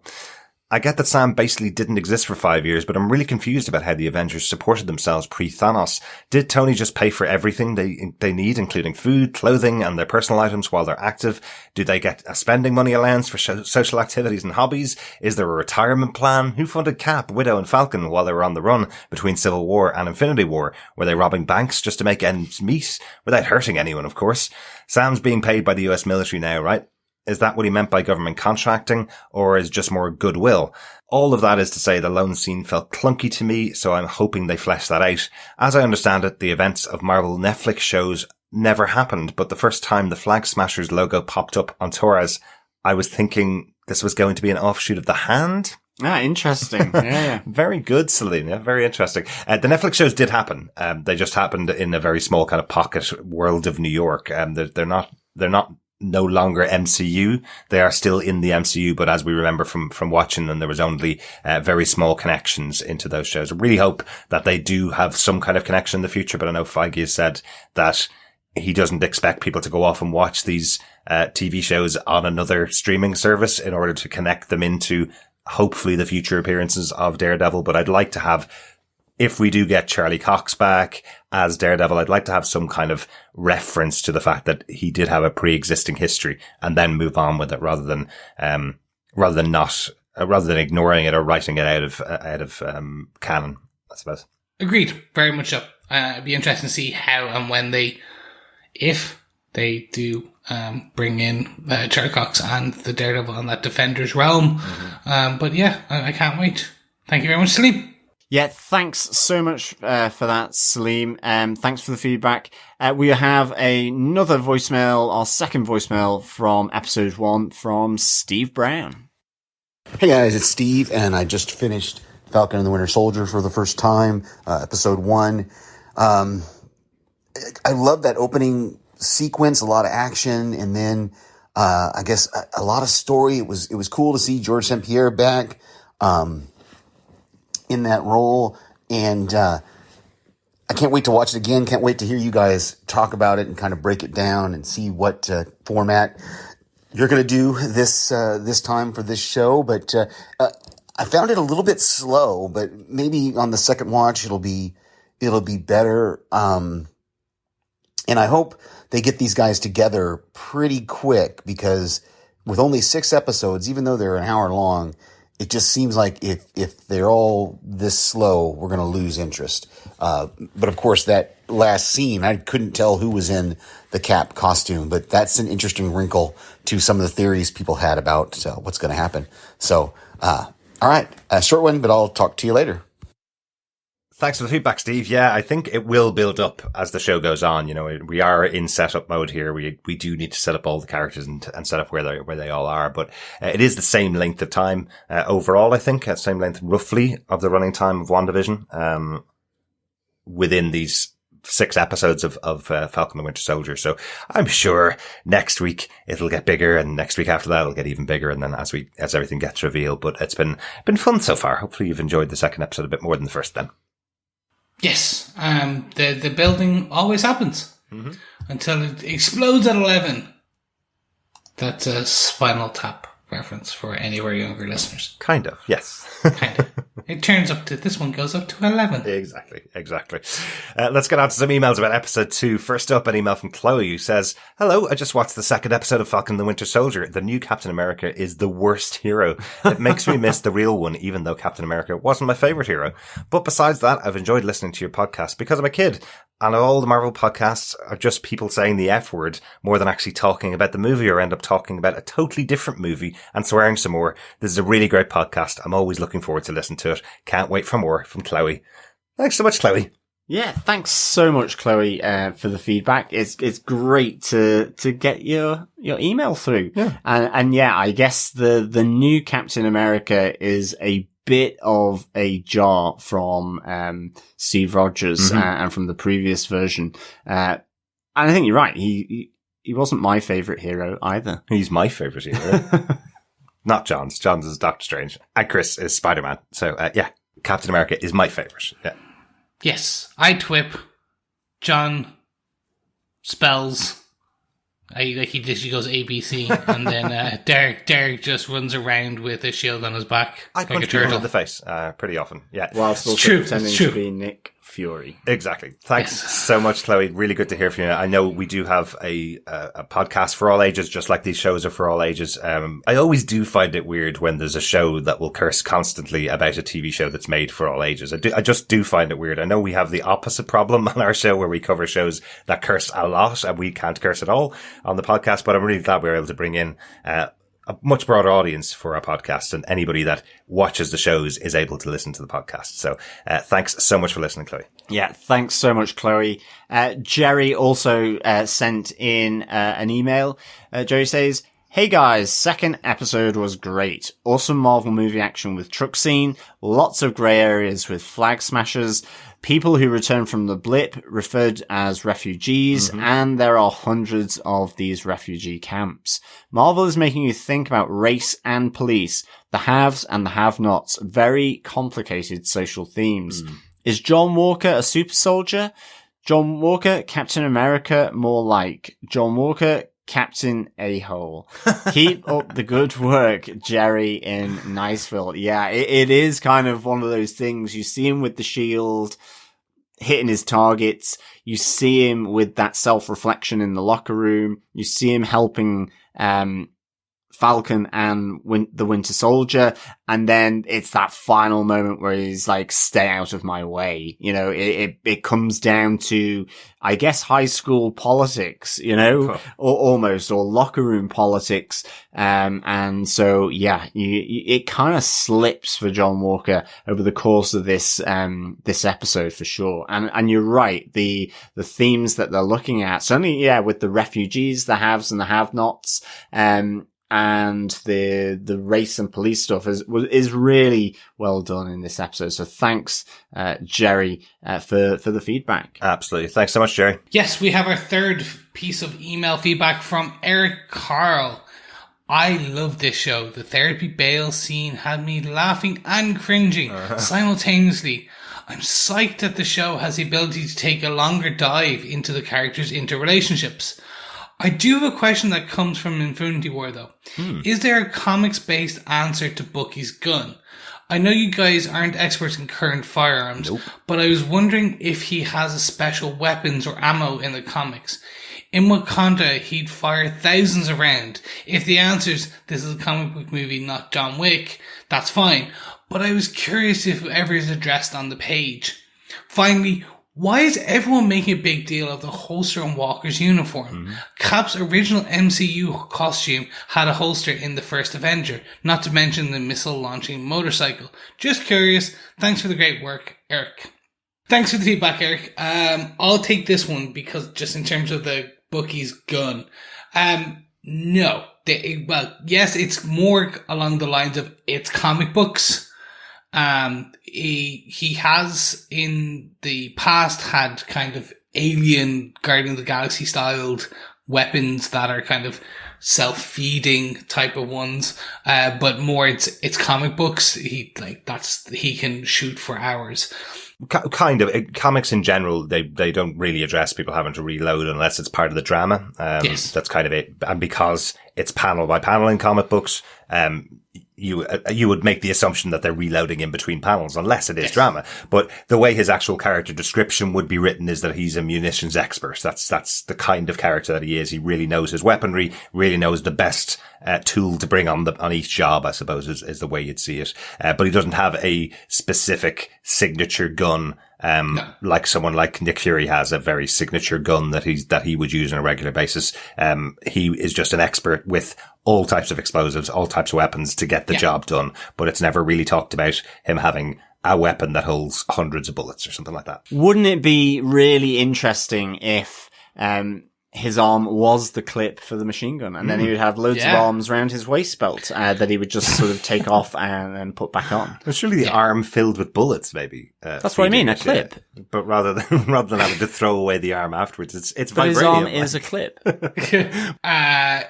Yes, so essentially Winter Soldier's iconic piece is his arm. That's basically where we come from. Yeah, and his ability to assassinate anybody in any situation. Yes, and he's an nice assassin. Jibe from Sam in this episode, wasn't it? Like, we're not going in there that way, Bucky. We're not assassins. And then assassin Bucky walks away as Sam goes, "I'm only joking." Come back, you know. Nice little jab at his past 60 years of assassination work. Yes, and then I'm going to hand over to Derek for this final question. On why people are freaking out about Cap having a gun. I suppose it's one of those things that comes up quite regularly. It's the similar thing about Batman not killing anybody. Steve doesn't need a gun, is kind of the point. He is a super soldier who has the shield. He's a defensive fighter. He's a very powerful fighter. He just doesn't need a weapon. He absolutely has used a weapon in the comic books as well. But I think the distinction, once again, like we talked about in this episode, the distinction between Captain America, Steve Rogers, and John Walker is John Walker needs a gun. He's a highly trained soldier who happens to carry a shield, as opposed to a super soldier with superpowers who doesn't need a gun. That's the kind of differentiation between the two. So when people saw it, and when Chris, you're the one that pointed it out to us on the podcast, when people see the holster on the side, it's considered a distinction between Steve Rogers and him. But Eric's also right that in the first Avenger, Captain America had the gun. I guess he's still in the army, so I guess it's army issue. Mm-hmm. It's as he moves to the Avengers, and he separates himself more from the chain of command of the army, that he no longer carries it. He decides that, I guess the shield and his brute strength, is enough. Yeah. Yeah, I think that was a choice of the director for First Avenger, because he chose that Steve wouldn't use the shield in the cool ways that they actually used it in the later movies. But it was also a different shield to begin with. It was the kind of more crest shield rather than the round one, which I guess wouldn't fly through the air quite as well. It certainly wouldn't, but it would probably go through. It would just stick in the people. Exactly. Thanks so much for that, Eric. Victor Sellers says, "Hail, Derek, John, and Chris, and fellow defenders. A few questions. Who is creating the evil super soldiers? Why are Sam and Bucky exempt from the Sokovia Accords? There are many references to Doctor Strange, wizards, and the Big Three in this episode. Is this all feeding into the multiverse of madness, or are we already there? As always, looking forward to your next podcast. P.S. My compliments on your Herculean coverage of Invincible. Excelsior, Victor Von Doom."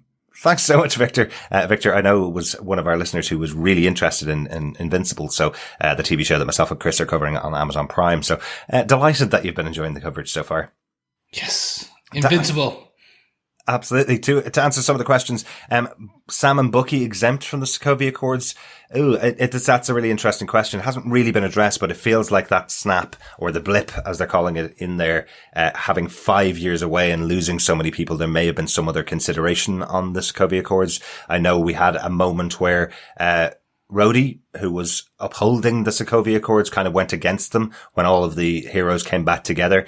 He kind of pushed back and said we're not going to enforce this. We need everybody to fight back here. Sam, we know from these episodes, is now working for the government. So if you're working in a registered hero, you're not exempt from the Sokovia Accords. You're actually complying with the Sokovia Accords.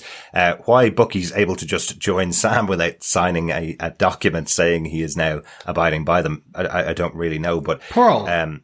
Potentially, yeah. He is known to the government as well. Yeah, that's right. He's given his, he's saying now, "I am Bucky Barnes. I'm no longer the Winter Soldier." Yeah. So potentially that is him agreeing and abiding by the Sokovia Accords. And John Walker calls him an asset that can't be wasted. So maybe they're just saying, well, he was in the US Army to begin with, and now that we've corrected his mind, that he's still part of the US Army, I guess. But I knew I had the same kind of thought, how can he just get on board the plane? But maybe just Sam allowed him as well, for sure.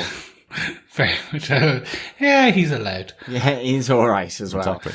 And of course, yes, great reference to Doctor Strange and wizards and the Big Three in this episode. But I mean, I suppose there may be some feed into the Multiverse of Madness, not as direct, but I guess it's all heading in that direction of travel. So I guess that's part of the sort of name drop for Multiverse of Madness is, directly referencing Doctor Strange, Sorcerer Supreme. And actually, if you think that WandaVision would have come out after her, then with Agatha saying Sorcerer Supreme without referencing Dr. Stephen Strange, I guess it ties in around that. But certainly the universe that they are in seems pretty mad with all the changes. But it is the central MCU right now. Yes, we're not in the multiverse, unless they do that as their version of It Was All a Dream. That was just another multiverse kind of thing. Yeah, that would be a rug pull.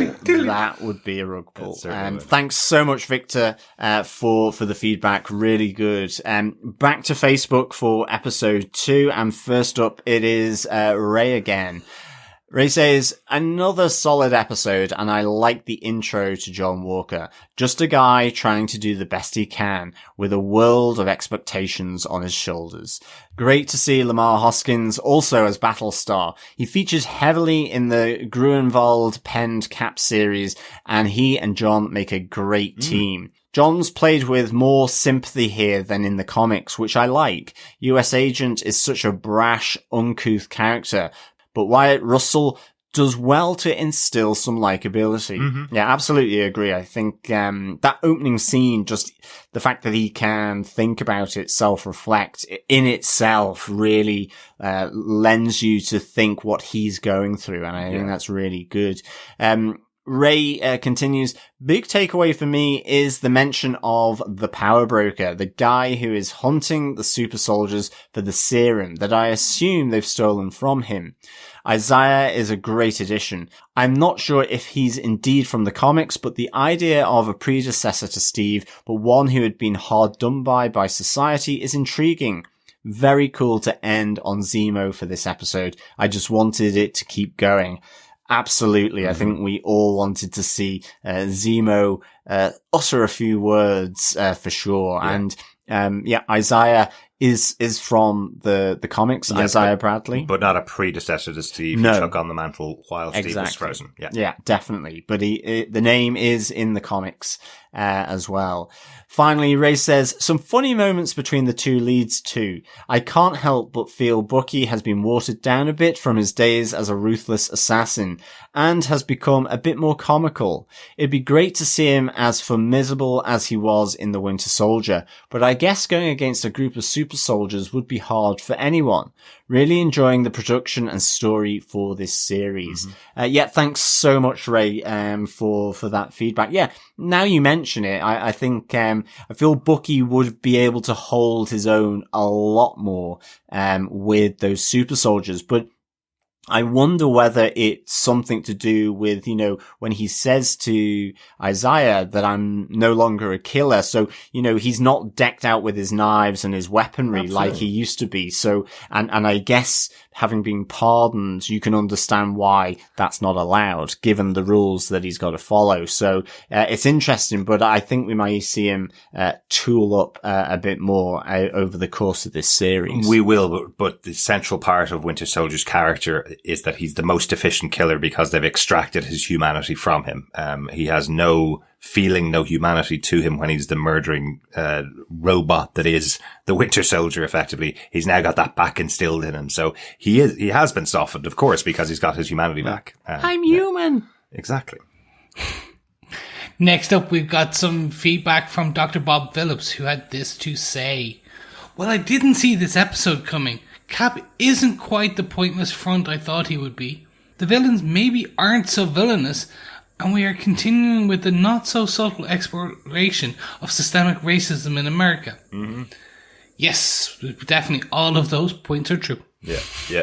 I know you say not so subtle, but I love that they've incorporated it this way. Some realistic experiences of people that live in the US, being incorporated this way again. The show written back in 2019, most of it filmed, towards the end of 2019 before everything shut down for production and COVID. And then it came back towards the end of the year to finish off. Yeah. So it's quite interesting that it's been quite a long time in production. Yeah, exactly. And I think also the element mentioned previously in the feedback about the haves and the have-nots as well, that systemic notion of, the haves and have-nots and through the post-blip refugee element as well. Yeah. It's kind of, another dimension I think that is being layered into this Marvel world, before it fractures into multis. Well, exactly, before it goes into the new multiverse, absolutely. Thanks so much for that, Dr. Bob. Brandy Elise Anderson says, last episode, 2 things that stuck out to me were hints that Sam not being able to fully trust the US government or be supported by them, and some racial undertones. This episode solidifies them both for me. Firstly, Sam and the government. As soon as Sam mentioned that every time he got Red Wing back, there were issues, my ears pricked up. While it could be explained away with Tony's tech being too advanced, that just felt more important than that. And that no one besides Rhodey seemed to have an issue with Sam not taking up the Captain America mantle. I definitely was not surprised to hear that they were tracking Red Wing and therefore Sam, and not telling Sam about the new Captain America is a jerk move. This continues with the theme of Captain America learning to stop blindly trusting the government. Really good point, Brandy. Brandy also says the racial undertones in the show. While Sam may be an Avenger, he is still a black man who faces racial biases and microaggressions. Besides the fact they even know Sam has proven himself to be a hero, not only as an Avenger, but also as a parajumper for the Air Force. But no one outside of the Avengers seems to even acknowledge the possibility that he's qualified. When he donates Cap's shield, he was told that he was doing the right thing, that this was a good idea, and the guy who told him that turned around and gave it to someone else. Someone who doesn't have the experience that Sam has, even with the history in the US military. Then we can look at the fact that at the bank, the loan officer at first guessed that Sam is a basketball player, and that is a problematic assumption. This episode, we saw some other things come up as well. Obviously, there's the racial profiling that happens with the cops when they're in Baltimore, but besides that, you also get to see when the young boy says, oh, it's Black Falcon. This drives home that so often people of color don't get to be heroes without their race being a factor. Then to immediately see Isaiah, who is the Black Captain America, and his history ties into those same racial undertones, shows while there has been a change, it's not eliminated. I think it's even a notable microaggression when John Walker says, he's Captain America, and can he be the wingman? No, he could be Captain America. It really reminded me something of the Doctor said in episode 3 of WandaVision, where he says to Monica she could be a nurse rather than a doctor. Just really interesting points, Brandy. That is the whole thing. We believe that things are getting better over time. And I like that they incorporate this in Marvel shows. The reference that you're talking about in episode 3 of WandaVision, that reference is a 50s or 60s doctor saying to a woman that there's no possibility you could be a doctor, instantly saying you could be a nurse though, even though she's making all the right moves. Finally, Brandy says, also, not to go down to the predictions and theories rabbit hole of WandaVision proportion, but I love seeing Isaiah in this episode, and that also leads me to believe the boy who answered the door is Eli, who will become the Patriot and is a member of the Young Avengers. Just love that they're setting up characters in Young Avengers in a very creative way. We're not sitting here and building them the same way we built the Avengers. That's such a good point. And Chris, you called it out in your notes about Eli, but it's such a good point, building these characters up in these small ways throughout the seasons of all of the shows and movies is a really good idea. Exactly. We know Cassie Lang is coming because we saw her in the Endgame. She's been aged up to the teenager and she was recast. So all of the Young Avengers are slowly coming, and they're just kind of being dropped, and they'll kind of be explored more in upcoming, kind of shows. Well, what do we always say about Marvel? They love having options, and they've put loads of options on the table for themselves already. Definitely. Yeah, thanks so much, Brandy, for the feedback. Great thoughts. Richard Blaze on episode 2 says, I've got to say it again. I totally loved this. Felt that the episode had everything. Action, drama, comedy, tenderness. The dynamic between Sam and Bucky is brilliant. Always going to have those comic elements, but they can switch to seriousness instantly. New Cap, I'm finding hugely arrogant, but suppose it's part of the point. I could happily smack him in the square jaw repeatedly, and I'm more a lover than a fighter, but for him, I'd make an exception. Intrigued to see where the super soldier story now goes, and hope we get a few flashbacks to show previous ones in action. My only gripe is a personal one. I absolutely hate Injustice, and the scene when the police pulled up and were aggressive to Sam whilst asking Bucky if he was fine and not bothered full on made my blood boil, as unfortunately unfortunately, you know that happens. Anyways, back to the show. I want to say this is better than WandaVision. I know 2 different concepts, but so far this is winning. Thanks so much, Richard, for that. I think the new Cap certainly goes on a journey in this episode. I mean, I think the arrogance at the start, certainly he's very confident, but also being put in front of the camera, he's got to be that kind of very confident, borderline arrogant person as well in front of the camera. Yeah. But certainly, he really does kind of go a bit school kid with his comments to Bucky and Sam outside the police station there in Baltimore when they don't come on board his personal sort of hype train, I guess. And certainly, it is really important one, I think, with everything that happens to Sam and Bucky there on the streets of Baltimore, as well as in the home of Isaiah as well. So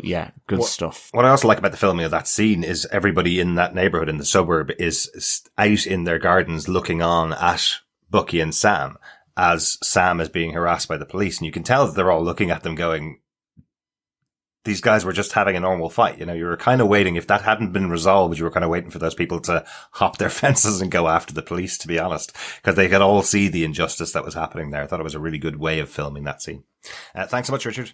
Yes, thank you so much for that feedback. We also have some feedback from Lisa Richardson, who said, I love how the showrunner is not hiding from the racial issues. Last week we hated the new Cap, and now this week we see that he has a sympathetic backstory, a black wife, and a black best friend. We know that heel turn will be especially juicy. I also love the anger from Isaiah Bradley. It's uncomfortable, but it needs to be said. So much has been hidden that now needs to be seen and addressed. I love it. Yeah, exactly. That uncomfortable scene is built for that tension, and that kind of, even the camera angle choice makes you go, oof. Absolutely. Thanks so much, Lisa. Yeah, thanks so much, Lisa. Michael Booth says, 11 minutes in, and I guess that answers the question from last week about whether or not Bucky is enhanced beyond his arm. 200 foot in the air, no parachute required. Absolutely. Overall, I thought this was a much more interesting episode than last week, with some good story development. New Cap seems like his heart is in the right place, but is much more someone has to do the dirty work kind of guy with an ego to match than Steve's protect the innocent worldview. I can't see him wielding meow meow anytime soon. Absolutely, Michael. Absolutely. And I wonder how he plays with kittens. Also, the interplay between Sam and Buck seems weird. I feel like they are going for a buddy cop routine, but without the camp that is present in the best example of those. The writers seem to want these guys to be serious, slightly damaged heroes, but also jokey buddies, and I'm finding it a bit dissonant at times. Yeah, I think I can see what you're saying there, Michael, for sure. I know there's elements and it not necessarily between the two of them, but where Bucky is saying to Isaiah, I'm not an assassin, yet is quick to get on board to sort of beat down the flag smashers here on top of the truck. I guess it seems slightly at odds. I'm loving the banter and I'm liking the balance, but I think the balance could get out of sync really quickly. So I understand kind of the concern that you're saying, I think, because I guess as we move to Zemo and to the real intentions behind the flag smashers and the power broker, it will get more serious. I mean, at its heart, it is an espionage type movie in TV form. So you're right. I think it is a balancing act that they have to play for sure. I would love to see Campy though as well in this. I think that could be quite good. Maybe, but like Sam is the quippy kind of hero and Buck is the kind of stoic straight man that it's funny to poke fun at is kind of where you see with the two of those characters. So, you know, we've only seen the two of them together for this episode here. So, I'm wondering if they just keep that kind of dynamic between the two of them. I think it works really well, but for the two of them, to be honest. Thanks so much, Michael. Angie Arhus says, I am really loving this show. So well written, addressing complex issues, but still making us laugh as well. The military therapist has to be one of my favorite minor characters of all time. She's great. Really can handle her therapy sessions with Bucky. It's really good. Yeah, completely agree, Angie. Thanks so much, Angie. Go, Dr. Rayner. Great feedback, as always. We got 2 voicemails to close out our feedback section for this episode. First up, we have a voicemail from Ryan. How you doing, guys? Ryan here. Just wanted to give a quick review of my thoughts. Episode 1 and 2 of Falcon and the Winter Soldier. Once again, I am sitting there just thinking, how have they managed to do this again? We had one division where we were dealing with mental health and grief, I suppose, and loss. And now we're going into this series where we're going to be dealing with race and, you know, what the government, how the government have treated Sam in the past and how they're going to treat him in the future. It is amazing how they are pulling at all these different strings whilst you're watching a superhero program. I'm loving the fact that people who don't like superhero programs would say, "Oh, that's too babyish, or that's for kids." No way. These are not for kids. Considering Sam dropped the S-bomb about 2 or 3 times in this episode. So me, I've got a potty mouth. I'm not bothered. But for other people and for Disney Plus viewers, I was not surprised, but I was like, okay, they're going there. So all in all, guys, there's too much to cover in one voice note that I never get done in time. I am overly happy with what we've got. I can't wait for next week's episode. And I'm just glad that we've got this Marvel TV weekly program at the moment that we've wanted for years. So yeah, long may it continue. Speak to you soon, guys. Take care. Yes, absolutely. Long may it continue indeed, Ryan. I think these shows are great for the dimensions, that they bring to the wider world, wider issues, as well as, within the story to the arcs of the character. Really, Absolutely. Really good. Yeah, I love getting weekly shows to be able to delve into the deeper things you can't possibly treat in a movie that's 2 hours long, especially something like, Endgame and Infinity War having to deal with, 200 characters on screen. Also giving everybody backstories is difficult. So being able to just take a bit of a slower look and delve into the backstory of characters in a more real world environment, I think is always great, isn't it? 100%. Just giving it that flesh out time is brilliant. And we had the S-bombs. Glad you're a potty mouth. And also not bothered. It's perfect. Yeah, exactly. Kind of like us. But we're pretty good at keeping our potty mouths silent when we're on podcasts as well. There's a lot of editing by you. Thanks so much once again, Ryan. Great to hear from you. Final piece of feedback from Steve Brown. Hey, John, Derek, and Chris, it's Steve, and this is for second episode of Falcon and the Winter Soldier. Just finished watching it for the first time, and I think, again, just like last week, I think it's going to take me multiple viewings to really I liked it, I enjoyed it. It furthered the story and gave us a lot of answers, but gave us more questions, obviously, and we do get a mention of the Power Broker, and that was cool. I don't know that from the comics, so it's going to be interesting to see that play out. And I'm this Wyatt Russell playing the new Captain America, this John Walker, is a little different. I'm not sure. He says he's not enhanced, but I thought you had to be enhanced in order to be able to throw and use the shield or be able to catch it or something. I thought there was something about that, but maybe I could be misremembering that. And, he was beaten pretty easily by the super soldiers, you would think. But even Bucky was, really. So maybe these super soldiers are a little bit better. I don't know. It's an interesting, but he did have a kind of a turn to the mean. Like, it really seemed like he was trying to get along. And then when he realized it wasn't going to happen, he had this little twist to his character. So it's going to be interesting to see him going forward. Okay, can't wait to hear your guys' discussion of this one. talk to you later. Yeah, thanks so much, Steve, for the voicemail. Yeah, I think New Cap certainly went spoil brat on everyone right at the end, sort of throwing his toy shield out of the cot there. Yeah, I guess, we've had that a few times now about Bucky maybe not being quite as an effective soldier or an assassin as previously.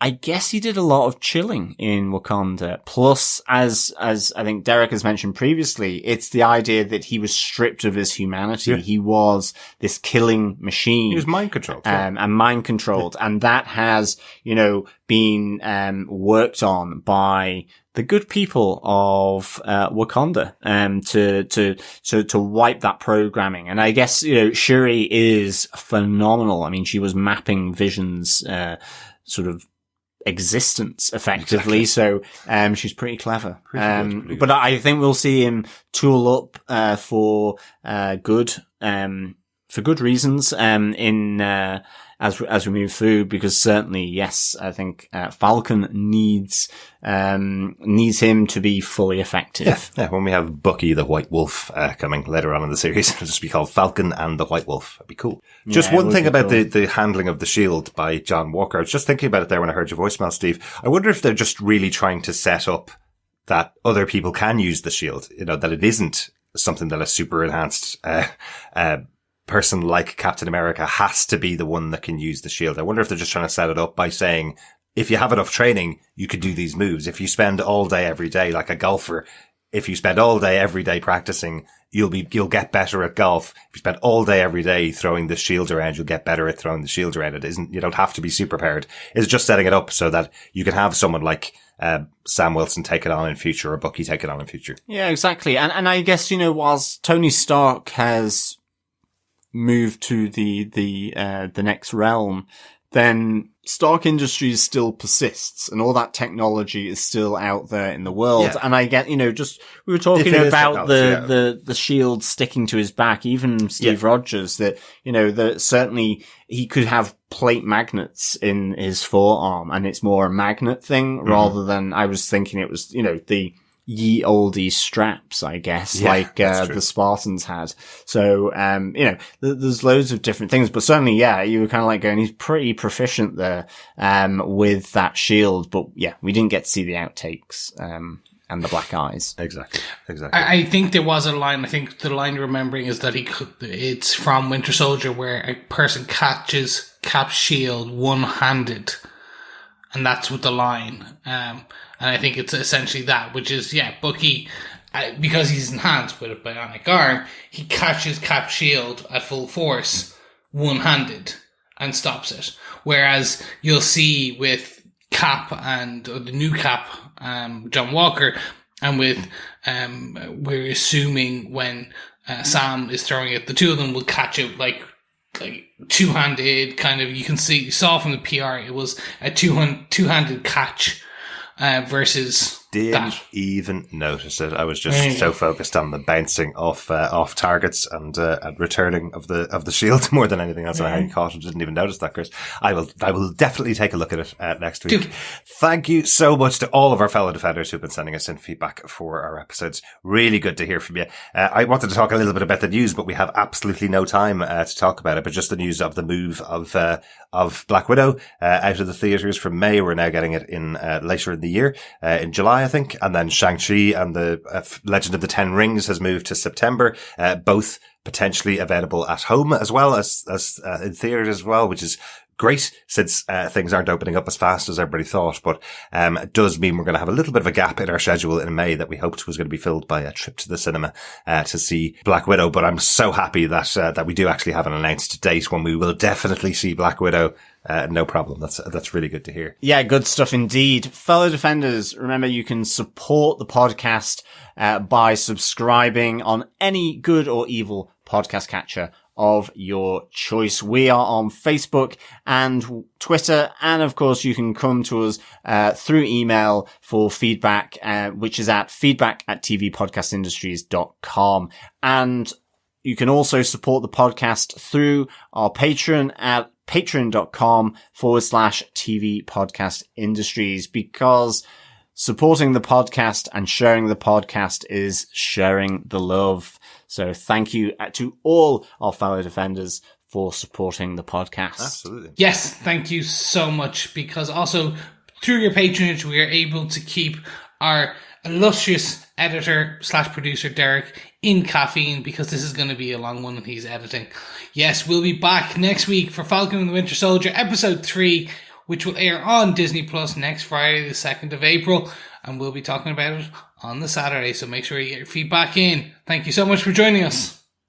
Absolutely. That's our Marvel show. We've also got our DC show, which is Pennyworth, coming out every week. We're on to episode 8 of Pennyworth season 2 of 10. So not very many episodes left of our DC podcast. And now, as of this week, as we mentioned earlier on, we have an Image podcast ongoing with our coverage of Invincible over on Amazon Prime as well every week. So Marvel, DC, Image, anywhere else? Anybody else want to send us some TV shows that we can watch from other creators? Well, we'll have to do it in 5 minutes. I guess. Yes, we're running out of time with all the editing as well as all the production to do, but always good to talk about great TV shows. So thanks so much for joining us. We'll talk to you again next time. Yeah, absolutely. Thanks so much, fellow defenders, for joining in with our discussion of Falcon and the Winter Soldier. Cannot wait to speak to you again and next time. Remember, keep watching, keep listening, and keep defending. Bye. Bye. Bye.